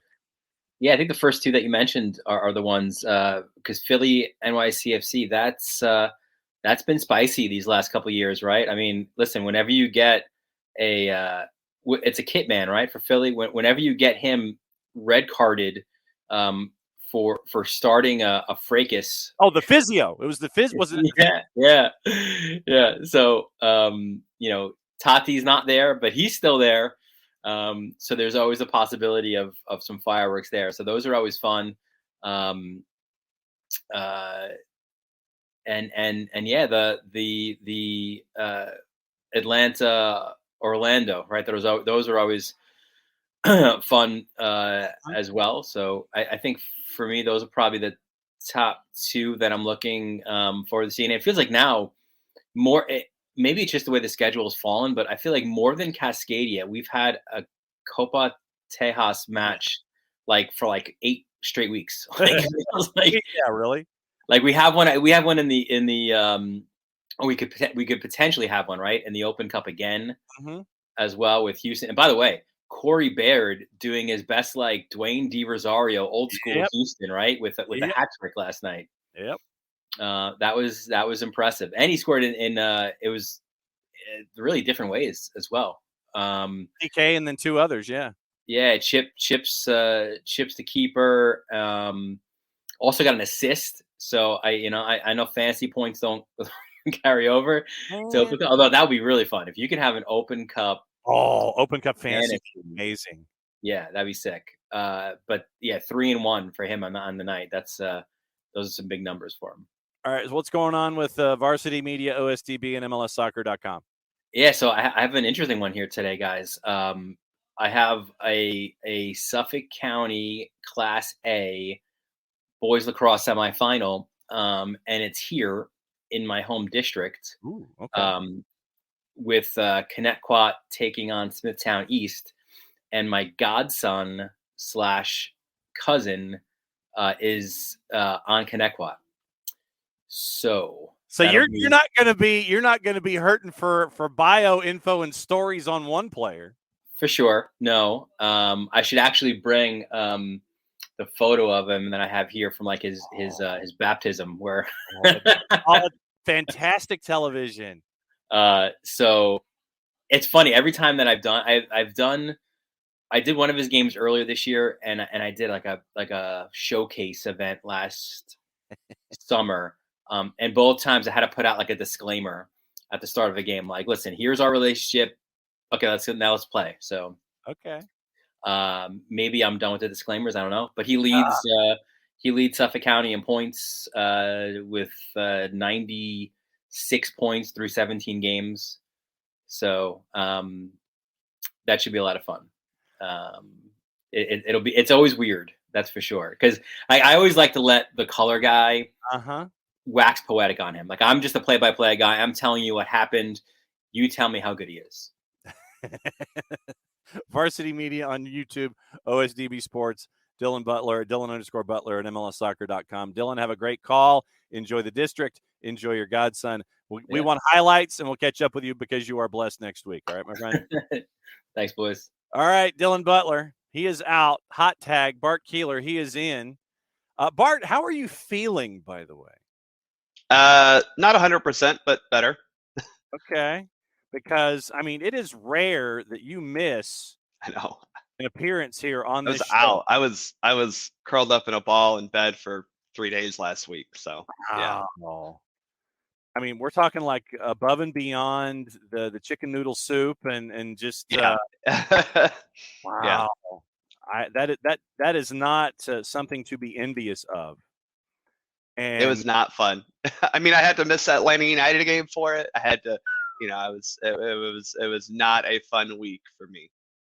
All right, and you missed a hell of a drunk game, so there's that. Yes. Well, yes, that is true. I mean, we've got a lot to get to this week. We've got Major League Soccer. We've got the national teams to talk about because somebody else's Atlanta United price tag, I think it's safe to say, just went up for Caleb Wiley. I mean, You just can't teach finishing instincts like that, man. That is fantastic. You watch a kid who, it wasn't an easy putback. Let's just put it that way. I think that, people are like, oh, this is tapping. They want to give Brandon Craig all this credit. And well, the goalkeeper saved that shot. They didn't save Caleb Wiley's shot. So I'll say. And, Caleb has become a very integral part of this U20 team. Started on Saturday at in the left wing back position.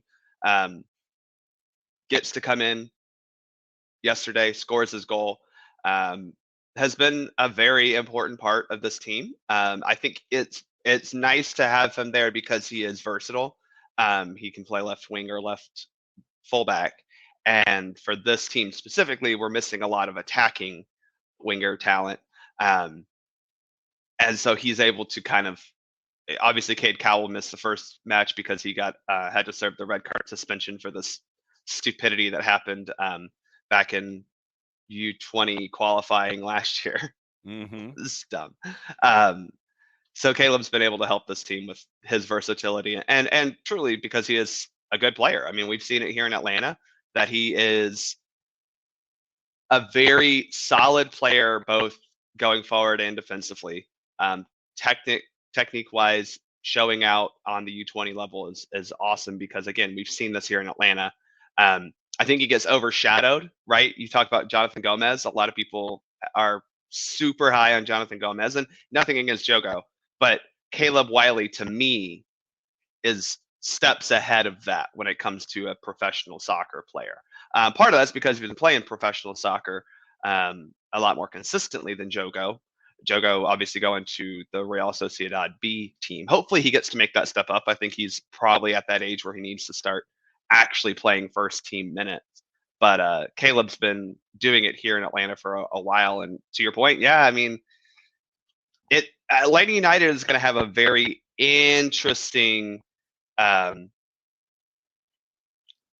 winter 2023 window because I think we are all focused on the summer, rightfully so. I mean, we're going to have to replace several players. We're going to have to offload several players. Hopefully we actually cut ties with certain players. I mean, I'm really looking forward to the day that Marcelino Moreno is no longer on our books, but that's just me. I know other people think that Marcelino Moreno is actually a good soccer player. I've never seen that, and that's okay. You can be wrong. That's okay. But it's going to be interesting as we look at the winter window when you're still.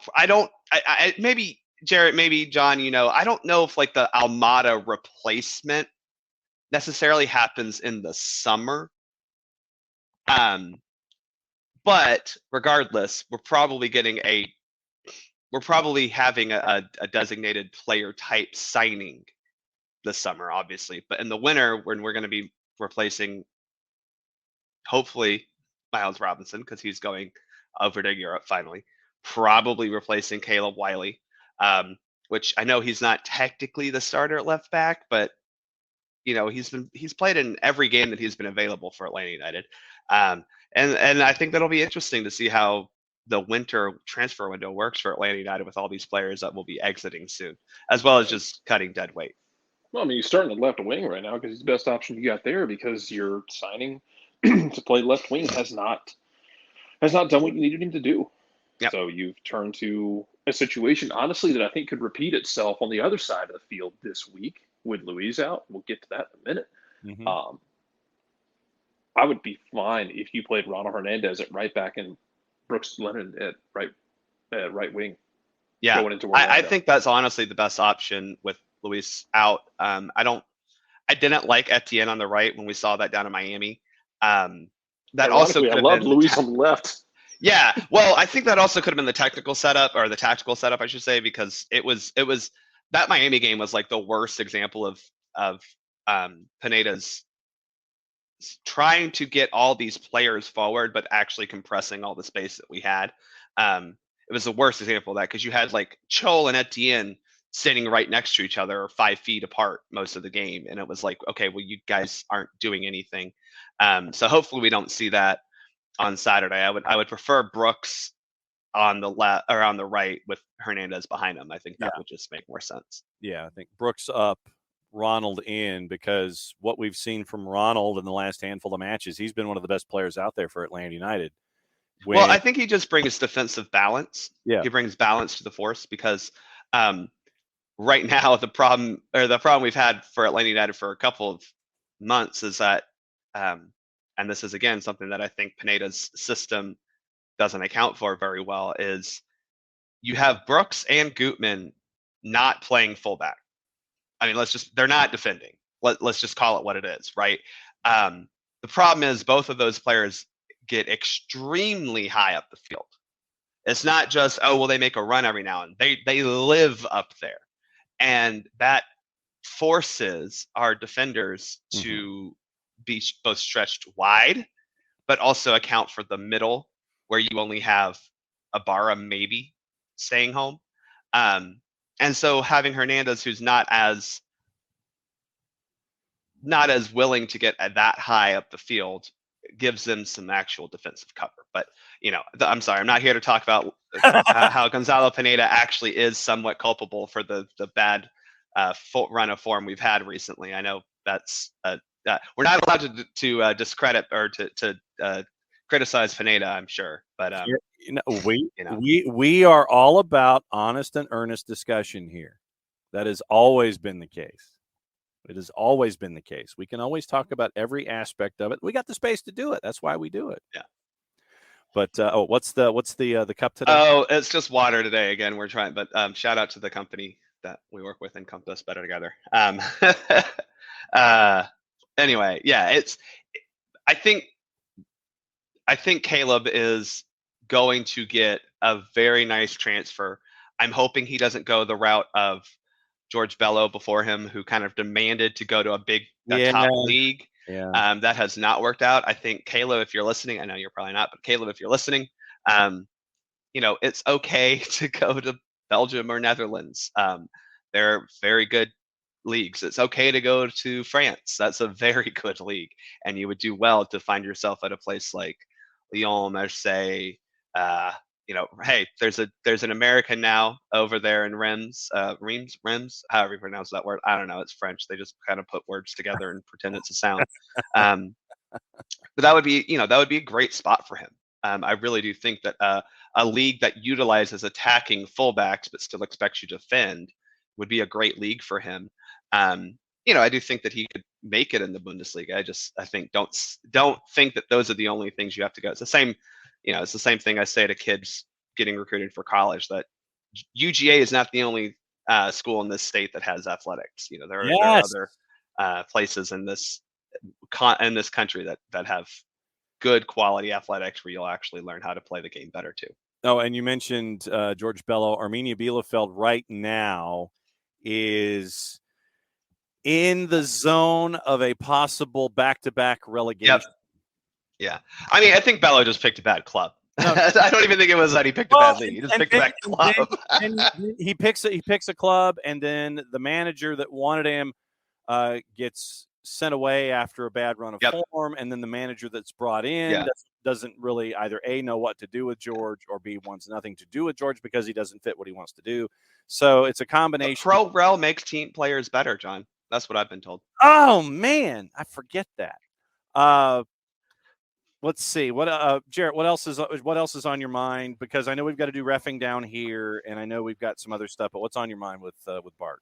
Okay, let's just do that then, because you had two sending off in this game. The first one goes to VAR. It looks like for mistaken identity discussion, and then the second one from Luis we can talk about, because it's one of those things where I think it's one of those moments where I want people to live in the gray and understand that two things can be happening at the same time. First off, I think it's a super soft yellow, but also I can't have a player who just got a yellow card repeatedly trying to grab that guy and giving him an excuse. Yeah.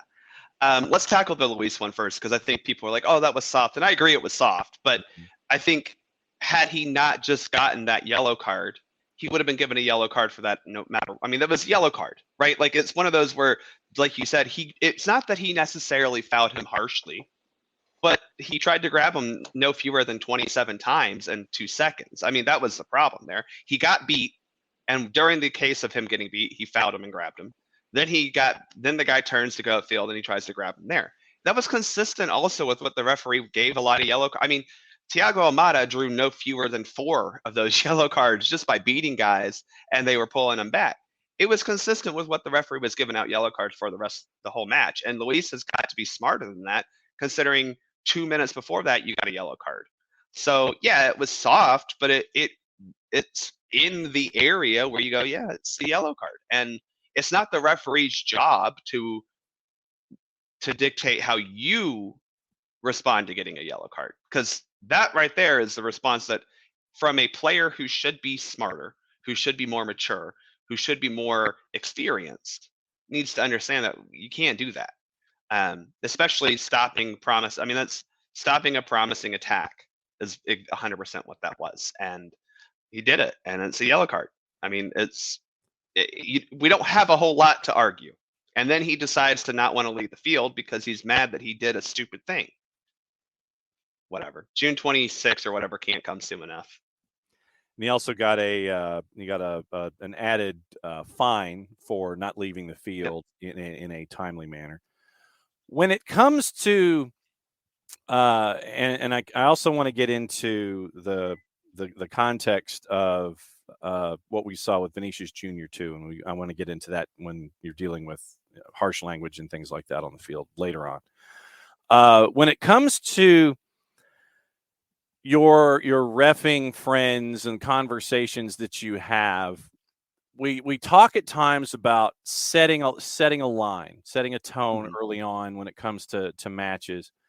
And then there are times where after you think a line is set, then there's overcorrecting and you go back the other way. Like if you set a tone early of not wanting to flash cards, then because of you letting a game breathe, kind of like what we see sometimes from like a Fotis Bazakos. Fotis Bazakos will let the game breathe. But at the same time, it will be an even distribution of that idea. There are times with others where we will see, after letting a game breathe or calling it too tightly, we will see an overcorrection in the second half. How many times in conversation does it come up about trying to make sure that a match is called as evenly as possible and that you don't get that whiplash effect that takes the line and takes it all over the place when it comes to reffing these days? Yeah, I think our goal is to try to be consistent as possible within a match, and to make sure that the line you've set, people understand that that is the standard for the match in its duration. Mm-hmm. I don't think this referee was that bad. I know that's mainly because, Will, to your point, the ref never had control. Name a single human who could have controlled that match. That match was out of control. It was such an amazing. If you were a neutral, that had to be one of the best neutral watches of the year. It was so incredible. I mean, it was a whiplash experience watching it back and forth. It really was.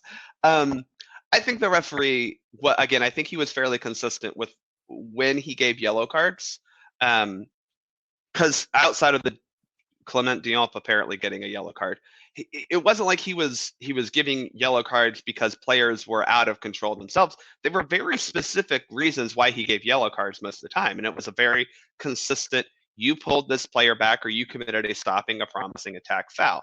Now, maybe you could say, hey, there were other incidents that yellow cards could have been given, and I think that's maybe a little fair, but for the most part, he kept it to you infringed upon the game as a whole, and in an egregious manner, you're getting a yellow card for this, and that's kind of what the stopping a promising attack falls into, right? Like, this is not just you fouling someone, this is you trying to stop the game from being played well. Again, Almada created a lot of those situations for the referee because he beat players and they just dragged him back. Now, you can say, oh, well, Chicago never responded. Okay, he kept giving them yellow cards for it. I mean, it's not like he was like, well, you did it one time and I'm going to tell you no, and they kept doing it and he never. I mean, he was pretty consistent. And it was. He to me was able to live in that, like, this is what I'm giving yellow cards for. He was giving it for most of the time that it happened. And it was, again, I thought he managed that part. Now, the whole game was off the rails. I don't think you can't just blame a referee because the game goes off the rails. There's 22 other players on the field, right, who also have to be in control of themselves.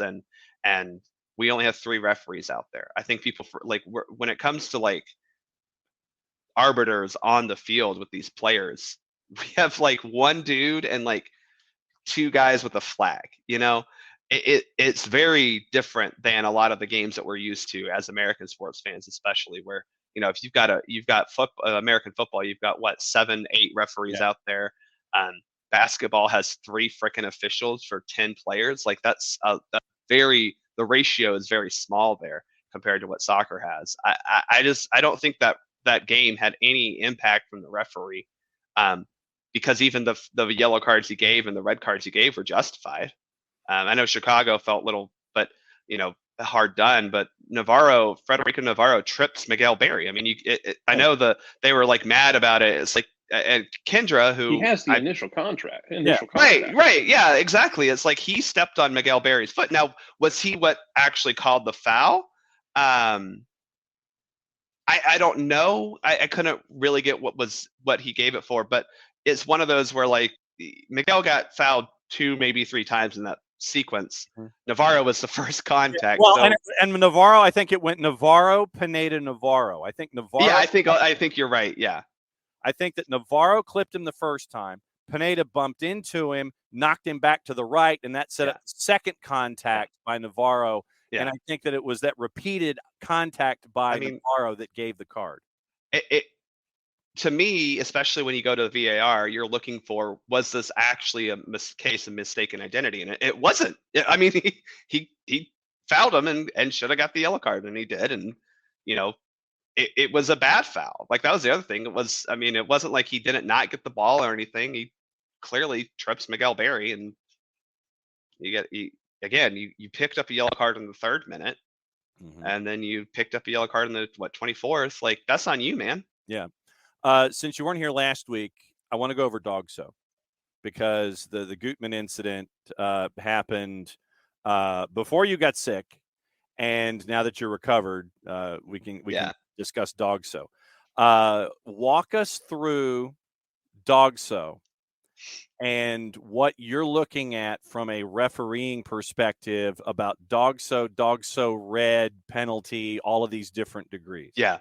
So the Gutman incident was a really good example, I think, of using VAR not to re-officiate, but to allow the referee to worry specifically on the action, about the action on the field, and make sure that we're able to focus on what's happening in front of us. Because that Gutman foul, it was probably it wasn't something that in live play the referee can necessarily worry about, because you're worried about this thing going on between Miles and Swiderski over here.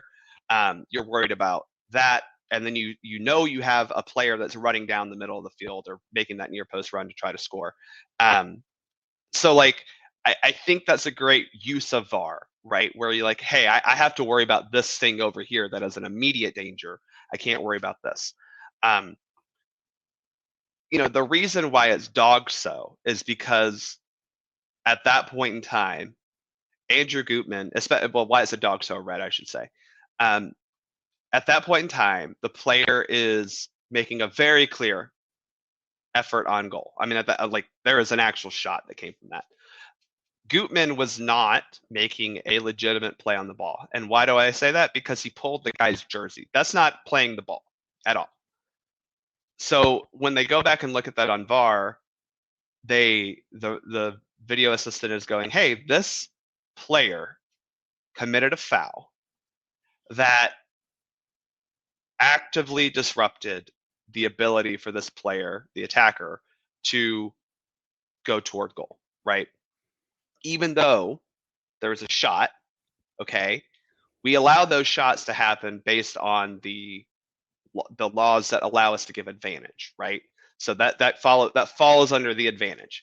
You can still go back and give cards after an advantage, especially for, in this incident, a DOGSO red, right? Because again, this was not this wasn't Gutman put a foot out to try to stop a cross.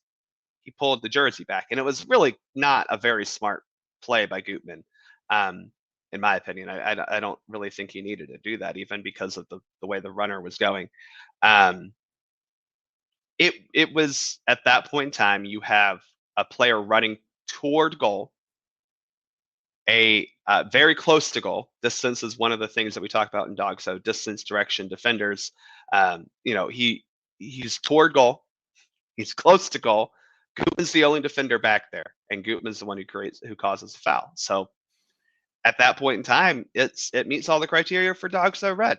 And it was, again, I think a good use of VAR to allow the referee to focus on the active play, because that Gutman foul would not have been something necessarily that the referee was looking at during active play. He was focused on that Swiderski and Miles Robinson confrontation. Not anything bad, but that's where the play is. And so Gutman's foul was during the act of that cross once it came across. So the referee wouldn't have been able to see that. I'm a little surprised the AR didn't say anything, and maybe that's what triggered VAR. I don't know. I didn't hear the audio. Because it was pretty obvious when they showed it, like what happened and why Gutman did what Gutman had done. So your initial, even before we got into replays, before we got into VAR, what was your initial thought about that particular play? Before we got into the minutia of looking at it. Yeah, I didn't know what happened initially, and then I saw the replay. I was like, oh, that makes sense. Okay. Because I was in the supporter section for that one, so I couldn't really see. I was confused why we looked at it long after that, but then as soon as I saw the replay, I was like, oh, yeah, there it is. Okay. Because again, in the live action, it was just like, hey, nothing happened. The guy tried to get a shot on goal, but you could see on the replay, Gutman pulled him back, and that actively affected how the guy was able to take a shot. When it comes to reffing these days, and this is, I guess, my Vinicius Jr. discussion, and I've been wound up about this whole thing all week. I know that probably surprises a lot of folks. #sarcasm font. When it comes to what you have seen these days, either as a fan or as someone who wears the uniform, how prevalent is abuse, either from fans or from other players or from benches and things like this? How prevalent is abuse on other players these days? That's a tough one, John, because there's always chatter. Mm-hmm. Just put it that way, right? Okay. Always chatter. Most of the time, I would say, and again, I'm refereeing at a different level than Vinicius Jr. and most of the time not in such a hostile environment. Right. The chatter is about the game or about like it's just smack talk. It's normal stuff, right? Right. What I do, my biggest concern always is for me, I'm listening to what happens on the field, but a lot of the times that's just chatter between two players and you know, they give it to each other back and forth. Mm-hmm. You're making sure you're attuned to make sure there's nothing racist, sexist, right, anything abusive necessarily, but there's always chatter. Yeah. What I personally, and what most refs I think try to listen for or should try to listen for, is the external noise, because we don't need that. We literally do not need anyone outside of the lines of the field to be present. We don't need them. And as the referee, I know it's hard because you're worried about the game going on, the 22 players on the field, the however many players, coaches, and other officials on the benches. That's who you're worried about protecting for that game. John, I know you cover high school football all the time, and high school sports in general, and there's a lot of abuse that gets thrown at players, but there are lines that they're not allowed to cross. We had an incident in Georgia high school soccer this year, with I think it was racism. The Padea. Yeah, I think it was racism. And so it's hard because as an official, you're so worried about what's going on the field, but you have to be reminded that you're protecting those players from the dingbats that are, unfortunately in attendance. Most of the time we're worried about parents being stupid, because parents are the dumbest creatures that exist. I'm sorry, parents, y'all are the dumbest creatures that exist, because all you care about is your kid. Then let me ask you this: as you walk down that road, how can you separate your thoughts and your analysis from navigating a match within the rules of the game, to listening for chatter within the game, and the external chatter that you don't want to be a part of the game? How difficult is it to compartmentalize yet still understand that you have to navigate all three of those sections? Yeah, it is hard. And again, this is why I go back to the fact that we only have 3 people to manage all of this. And for soccer too, I mean, you might have the 4th official, obviously the pro, but like they have very limited duties, and really, if they're not going to hear much different than what the referees on the field at that point in time. Maybe they can hear that it happened, right? We see that a lot in CONCACAF with the kind of 3-step approach to controlling that in matches. But it's hard for them to then say, oh, well, I know who did it, or it's just hard. It is hard. And again, that's where hopefully you have, I honestly think the best example we've had of it is what happened during the Red Bulls and San Jose match was, I think, both, with Vanzier, who, anyway, I don't have time to get into that. I think both teams actually responded very well to that, outside of obviously like a coach who probably should have done something. But even the teammates of Vanzier responded to, not necessarily, I don't think they were selling out their player. They were calling him out they said he did bad things. And I think that's what's hurting me the most about this. Vinny Jr. situation is that he wasn't even being really protected by the opponent, which has no, like, more than your fans. I want players to understand that they have more in common with each other on the field than the fans in the stands, right? And you guys are actually not, you're facing each other on the field to try to win a game, but you're not enemies, right? And especially in that situation where you have players from all walks of life, backgrounds, ethnicities, whatever, it's you have to help protect each other. And as referees, our job is also to help, again, to protect them. But there's really only so much we can do because we are focused on the game at hand. We're focused on the benches. We're focused on trying to listen if that does come from the stands, and it's hard. Granted, I think the Vinny Jr. thing is a failure of the referees to recognize it, because it wasn't like it was one dude just yelling at him. You know, it was, at that point, you know, it was a whole stadium, it felt like, doing. And now there's also discussion that in some circles that the 3 steps are not enough, and that you've got to be faster on the trigger, and if you want to jump from step 1 to step 3, you ought to be able to do something like that. I can understand that too, because I think there's a difference between an isolated incident and what we saw in Spain over the weekend, where it was a whole stadium participating in racist behavior. It's kind of the issue I think a lot of people have had with the CONCACAF's response to the chant that Mexico uses, is because this isn't one person saying it. This is a coordinated chant, you know, and that's different than one person or a group of fans saying it. When it's an entire block or stadium, why are we giving them second and third chances? In my opinion, that's the question I want to ask: is why do they deserve a second or third chance when they've clearly shown that they know the boundaries and they still cross it? First step, the stadium announcement warning abuse should stop, as was heard in Spain. Step 2 in the FIFA process, after any further abuse, only urges the referee to take players off the pitch temporarily while fans are warned the game could be suspended if the abuse continues.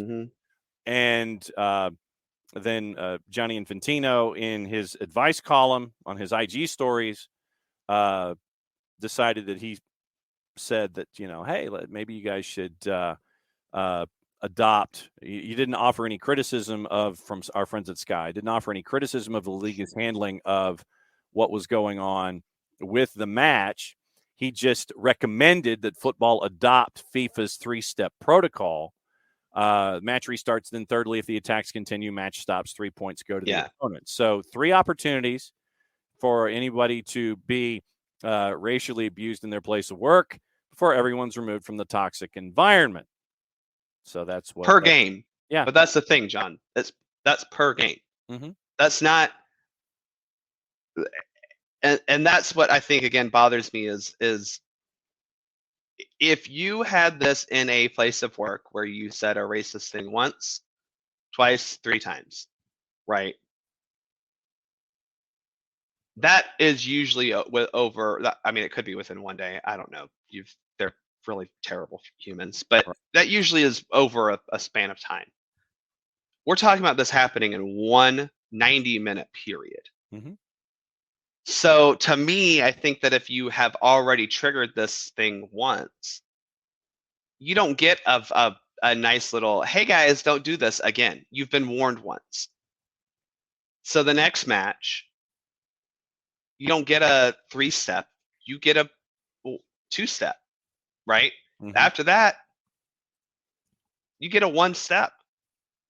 We hear it, we're done. We don't have time to continue to educate you all about something you know is wrong, but pretend it's not.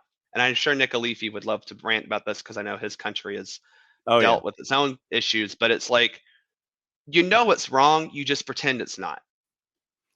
And we got into the discussion in hour number 1 about suitable punishments. And right now, Valencia is getting basically a €10,000 fine for the next 5 matches. The supporter section is going to be empty. Nobody there, but the rest of the stadium will have folks. Folks in the timeline this morning,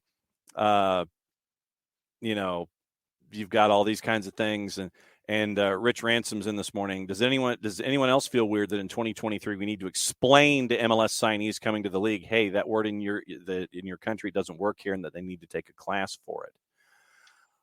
I think Rich. I think education is vital, and yes. I think that what you have to do is you have to continue to mention, and there's a great deal of context that's associated with all of the different stories from all the different countries that are bringing players into Major League Soccer. And if it has to be a continual education process, so not just the folks coming in from whatever country they're coming in, but those of us who are here in the United States can understand the context of what is being said. I think it's just as important. I think that education has to go in both directions. I think that we can't sit there and say that as those who either cover the sport, officiate in the sport, play in the sport, navigate the sport, or our fans can just sit in a building and not understand the context of what someone is saying as they come into this country. We can't just sit there and say, well, it's our league and you've got to do things our way. I think that the understanding has to come from both directions going in. But and yes, Ricky, Dante Von Zier saying what he said, that's an example that we're going to put over in aisle number 6. But just education in general, I think, is vital for both sides, players coming in and for those of us who are already here. I do think, I think that you can give someone a slight benefit of the doubt that they don't truly understand why that word in that context here is super hurtful. From a first chance, right? You go, hey, like that word, and calling someone an animal like that, maybe, and I don't know because I haven't spent extended time over in Europe like that. Right. Yeah. Maybe they don't see why that is hurtful to a race of people because I don't know. I mean, I don't know how they wouldn't because Europe is the main reason why we have these issues. The word that was used for Vinicius Jr., and I'm just going to say it this way, is profoundly uncalled for. I'm going to say it that diplomatically. You don't say stuff like that. Right. It's like, I think it's fine to have to reiterate, like, hey, this word is absolutely off limits. I think you need to educate a little bit why, but I don't understand how that word that they're using, like, maybe this is my cultural ignorance of the European culture. I understand 100% why that's a wrong word to use. For, Yeah, exactly. How in certain cultures there's a lack of understanding of how a certain word that probably the rest of the planet sits there and says, that's a bad word. How you sit there and you go, well, I don't know. And, I don't understand how in my culture it's, not a bad word, but in ours it is. And in practically all the others it is. Alex, one thing that's blown my mind in the last few years is me using a common colloquialism in Spanish, stopping to dissect the phrase and realizing that there are prejudices buried in it than trying to scrub them from your brain. Ricky, live in a much more global world now where it shouldn't feel like these things are unknowns, Bart. You would hope. Yeah. You would hope. You would hope. Nothing like going from reffing down here to geopolitics down here this morning, eh?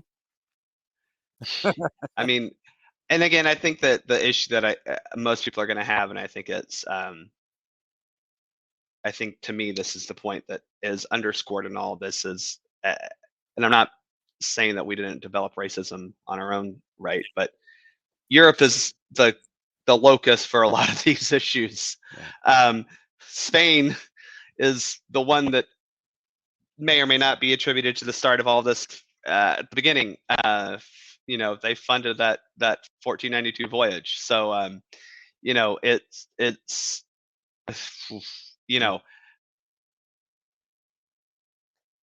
it's not like y'all shouldn't understand what you've done, but also I understand why they are so far removed from. They think they're so far removed from it, and that's not. Europe loves to tell us how they don't have those problems, and yet time and time again they do. They do.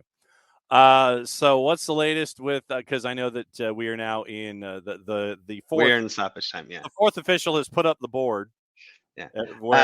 Hopefully we'll have some stuff talking about the U20 World Cup. I would imagine that we have the roster for the Nations League coming out not this Wednesday but next Wednesday after all the European leagues have finished. So we'll be able to talk about both of those things, the group stage of the U20 World Cup and then that roster. Obviously, we have one more U20 World Cup match on Friday, 2:00 on one of the Fox channels. I'm sure they'll change it 7 times before this happens. I don't know. Somehow go to TUDN Universo and oh my goodness. Somehow the U20 CONCACAF Women's Championship is on Fox Sports 1 tonight, but we can't get a 2 p.m. kickoff time in the middle of an afternoon on Fox Sports 1 for reasons I don't understand. Fox is my least. I'm tired of them. I want them to just go away. I don't want them involved in soccer ever again. I think that they are trash. And I definitely think some of their on-air talent is trash. But we didn't even get to talk about Katarina Macario and Rose Lavelle. I don't want to talk about those. No, I'm sad. I'm sad, John. The Katarina Macario news made me so I haven't talked about it publicly because I love Kat. She's my favorite current U.S. women's player because of her just insane ability and how she represents a true future for what the U.S. game can be like, right? Especially on the women's side. And the fact that she's it's so sad. And now we're hearing this morning that Rose may or may not be ready for this is a problem. Luckily the US does have the legitimate depth to deal with this. I mean, I think you're looking at possibly I think she should have been called up before this, but Savannah DeMello coming up from Louisville City. Maybe you actually put Crystal Dunn in her preferred position as attacking midfield. Luckily, unlike England, the US does have legitimate backups. But this Women's World Cup is going to be not an asterisk necessarily, but I think it's problematic that you have such an ascendancy of women's soccer right now, and this World Cup is going to be marred by the fact, not marred, is going to be slightly subdued because you're going to be missing some of the world's greatest talents. I mean, England's missing several of them. We're going to be missing 1 or 2. Well, but I think marred is the proper word, especially when you're talking about knee injuries. Well, and that's yeah. I think to your point, yeah. I mean, I'm not saying they're all preventable because obviously this sports injuries are inevitable with sport.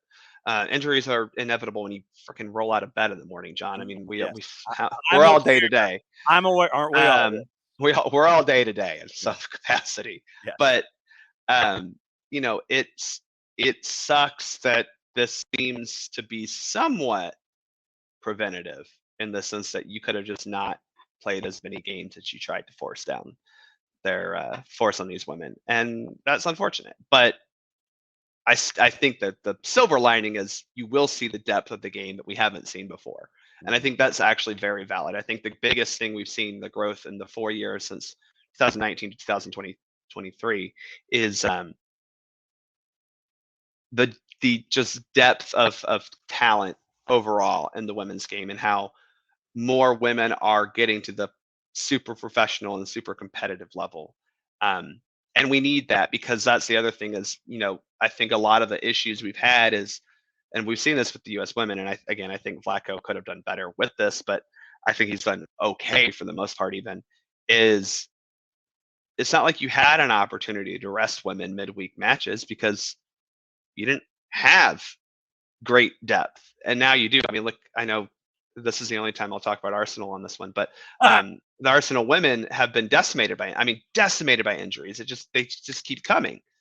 But they're able to plug in players to the point where we still made a Champions League semifinal, and we're very competitive in that fixture, and are able to be somewhat even in the ascendancy and qualify again for the Champions League next year at this point, even though we're missing all these players. So I think that's been the greatest. We can talk about the marketing and the buzz around the sport, but from the actual competitive standard, the depth of quality, and the number of quality players has increased in the last 4 years, and that's a positive. And I hope that is the story we get from this World Cup, as opposed to just, oh, we're missing our biggest stars. Yep, no doubt about it. Looking forward to the next go round of the Soccer4US POD with you and US Keeper and anybody else that you want to bring into the fore. And it's always good to hear your perspectives on things, whether it is Atlanta United, whether it is players in and out, whether it is reffing down here. I think that when we do the reffing down here thing, it has kind of morphed into its own thing, because I don't think a lot of folks understand about what goes through minds of officials and things like that, and the fact that we can kind of pick your brain on a weekly basis on how you process information, how refs process information, and how, frankly, we need more officials in the sport. Yeah, I will echo that, John. You're going to have opportunities in the summer if you're interested in becoming an official. It's a great way to make some side money. I'll be the first. It's a great way for your kid to make actual money. And don't yell at the kid who's trying to make an extra $50. I will. Yeah. Listen. There are two things that I get defensive about. You don't yell at the players, because most of the time when I'm refereeing, they are kids as well. And you certainly don't yell at my fellow officials who are under the age of 18. Mm-hmm. I don't deal with that. Because I referee a lot with some older guys too, and you can yell at them. They will be fine. We laugh about it afterwards. But when you yell at a kid who's refereeing, oh no, that's when I lose it, because they're trying their best, and for the most part, they're actually doing their job pretty damn well. Like, I'll be the first to stick up for them about it. And when you go off about them about a frickin' throw-in that you may or may not have got, the direction of a throw-in that may or may not have been correct, no, that's when I will get protective as well. But yeah, if you're interested, look out for Georgia Soccer. They'll be putting some stuff out about classes coming up this summer. You'll need to referee, sign up as a grassroots referee, and there's a certification fee at the beginning, but you can usually make that back within the first tournament you work. And there's tons of tournaments in August and September. So if you or your child want to do it, it is great money. For kids especially, you learn a lot of great you learn self-autonomy, you learn self-confidence, and you learn how to manage yourself and others in a situation, because you are dealing with actual people management on the fly. So be on the lookout for all that kind of stuff. And if you follow me, I'll be sharing that stuff throughout the summer as well. At Bartimus Prime 19, according to Doug McIntyre, within the last minute, USMNT will use mostly, if not entirely, different squads for Nations League Final and Gold Cup. Anthony Hudson will stay through both events under contract through August 1st. No deal is close with Jesse Marsh or anyone else. So that does. There were reports not too long ago that said Hudson wanted to use the same, but I think that makes more sense, and I kind of like that we've seen that from the U.S. that we get the striated rosters, because I think as we go into 2026, giving the stars the biggest games is going to make more sense than forcing them into these Gold Cup competitions. But it also allows guys like a Brandon Vasquez to shine, because he does deserve a look. I know the striker depth chart has changed significantly in the past week, but he's still in there. He's still in there. Yep. All about recruit. Always be recruiting. But Vasquez is also a recruit. That's the thing, is he's a guy who you need to recruit, bring up, and if it's he and Ferreira in the Gold Cup, that's great, because that gives them legitimate time to stake their claim. And obviously, you have to look at the two as vastly different types of levels of competition, but that doesn't mean that it's not valuable minutes for those guys, because hopefully they are able to use that and put it to good use. It makes a lot more sense to do it this way. I was shocked when Hudson said there wouldn't be a difference. I was like, I don't know about that.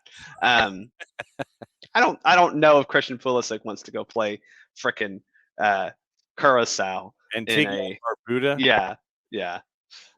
All right. I think that's on his anyway. No. Yeah, I think Miles will be part of the Nations League roster. I don't think Miles is part. I think Miles is very solidly in the first 26 guys that you're calling up for the top team, especially right now with a couple of the center backs a little injured. Granted, Mark McKenzie might be number one striker at this point. He scored like 8 goals in the past week. But I think Miles is definitely part of that Nations League roster. I really do. And especially because you don't have Cameron Carter-Vickers or Tim Ream likely a part of this. So I think Miles is part of Nations League. Go back to work so you don't get in trouble. Yeah. I'll talk to y'all later. Be good. Bartimus Prime 19, Bart Keeler. As always, great to have Bart on the show. Before we go, gossip, rumor, innuendo, and actually let's just go straight to TV because we are way into stoppage time today. Here's what we know. Bien en Español, Copa Libertadores 6, 8, and 10, Cerro Porteño, Palmeiras, Deportivo Pereira, Boca Juniors, and Melgar and Atlético Nacional. FS1 has the CONCACAF U20 Women's, USA and Panama at 7. FS2 has the U20 Men's World Cup at 2 and 5. Italy, Nigeria, Brazil, Dominican Republic. Midweek in the Premier League, Brighton, Manchester City. Interesting to see what this lineup will be. Will it look like the one that was out and about on the weekend? We'll see. 3 o'clock on USA. Bien en Español is simulcasting Copa Libertadores. Remember, U.S. Open Cup tonight, BR app and BR YouTube, Legion, Charlotte at 8, Austin, Chicago Fire at 9. Golazo Network, Premiership, Rangers and Hearts at 2:45. Open Cup, doubleheader, Pittsburgh, Columbus at 7, Colorado RSL at 10. On ESPN Plus, La Liga Santander. It is 2 matches available at 1:30, 2 matches available at 4. The 4 o'clock match includes Atletico Madrid. USL Championship at 7:30, Louisville and Tulsa with their new striker, Philip Goodrum. USL League One, the Murder Owls of Union Omaha and Greenville Triumph at 8. Paramount Plus, the final of the Coppa Italia, Fiorentina and Inter is at 3. And the Premiership at 2:45 on Paramount Plus, Rangers and Hearts. We'll leave the gossip, rumor, and innuendo, things left unsaid, and everything else on the table. Remember, later today on the network, be an interview with Jack Collison, head coach of Hunt City, and we get to find out from Jack about what it was like and if Hunt City has come down as a franchise yet from the full house and the win against Crown Legacy on the weekend, the 2-1 win at Joe Davis. First ever home match, Hunt City sellout crowd. We'll catch up with Jack about those kinds of things, have that posted later on this afternoon. And so tomorrow it is going to be the USL guys. Kaylor Hodges is on his honeymoon. So we'll see who is going to join us in the 10 o'clock tomorrow. Probably John Morrissey at USL Tactics, and we'll see who else is going to come and party with us tomorrow. And also tomorrow on the network, the matchup against FC Cincinnati 2, coming on a little before 7 o'clock for pregame. And the matchup here, Atlanta United 2, FC Cincinnati 2 from Northern Kentucky University, will be on the network a little before 7. We'll have that match for you as well. Friday will be the standard chaos that we always have, going from 9:05 to 11 whenever. Weekend Whip Around is hour number 2. Beyond Goals is at 9:30. And we kick things off with the news of the day at 9 o'clock. Very, very busy show, long show, but that's why we're here, because we got the space to do it. And thanks to all of you for hanging out with us here for Soccer's Morning Show. Another go around of soccer down here in a Wall Pass Wednesday. Thanks for all your comments. Thanks for all your stuff. And thanks for being a part of the conversation. For everybody here at SDH today, for Jason, for Jarrett, for Nick, for Bart, for Dylan, I'm just John. Since it's the end of the show, play it safe, everybody. It means I get to do this. We'll see you tomorrow morning, 9:05.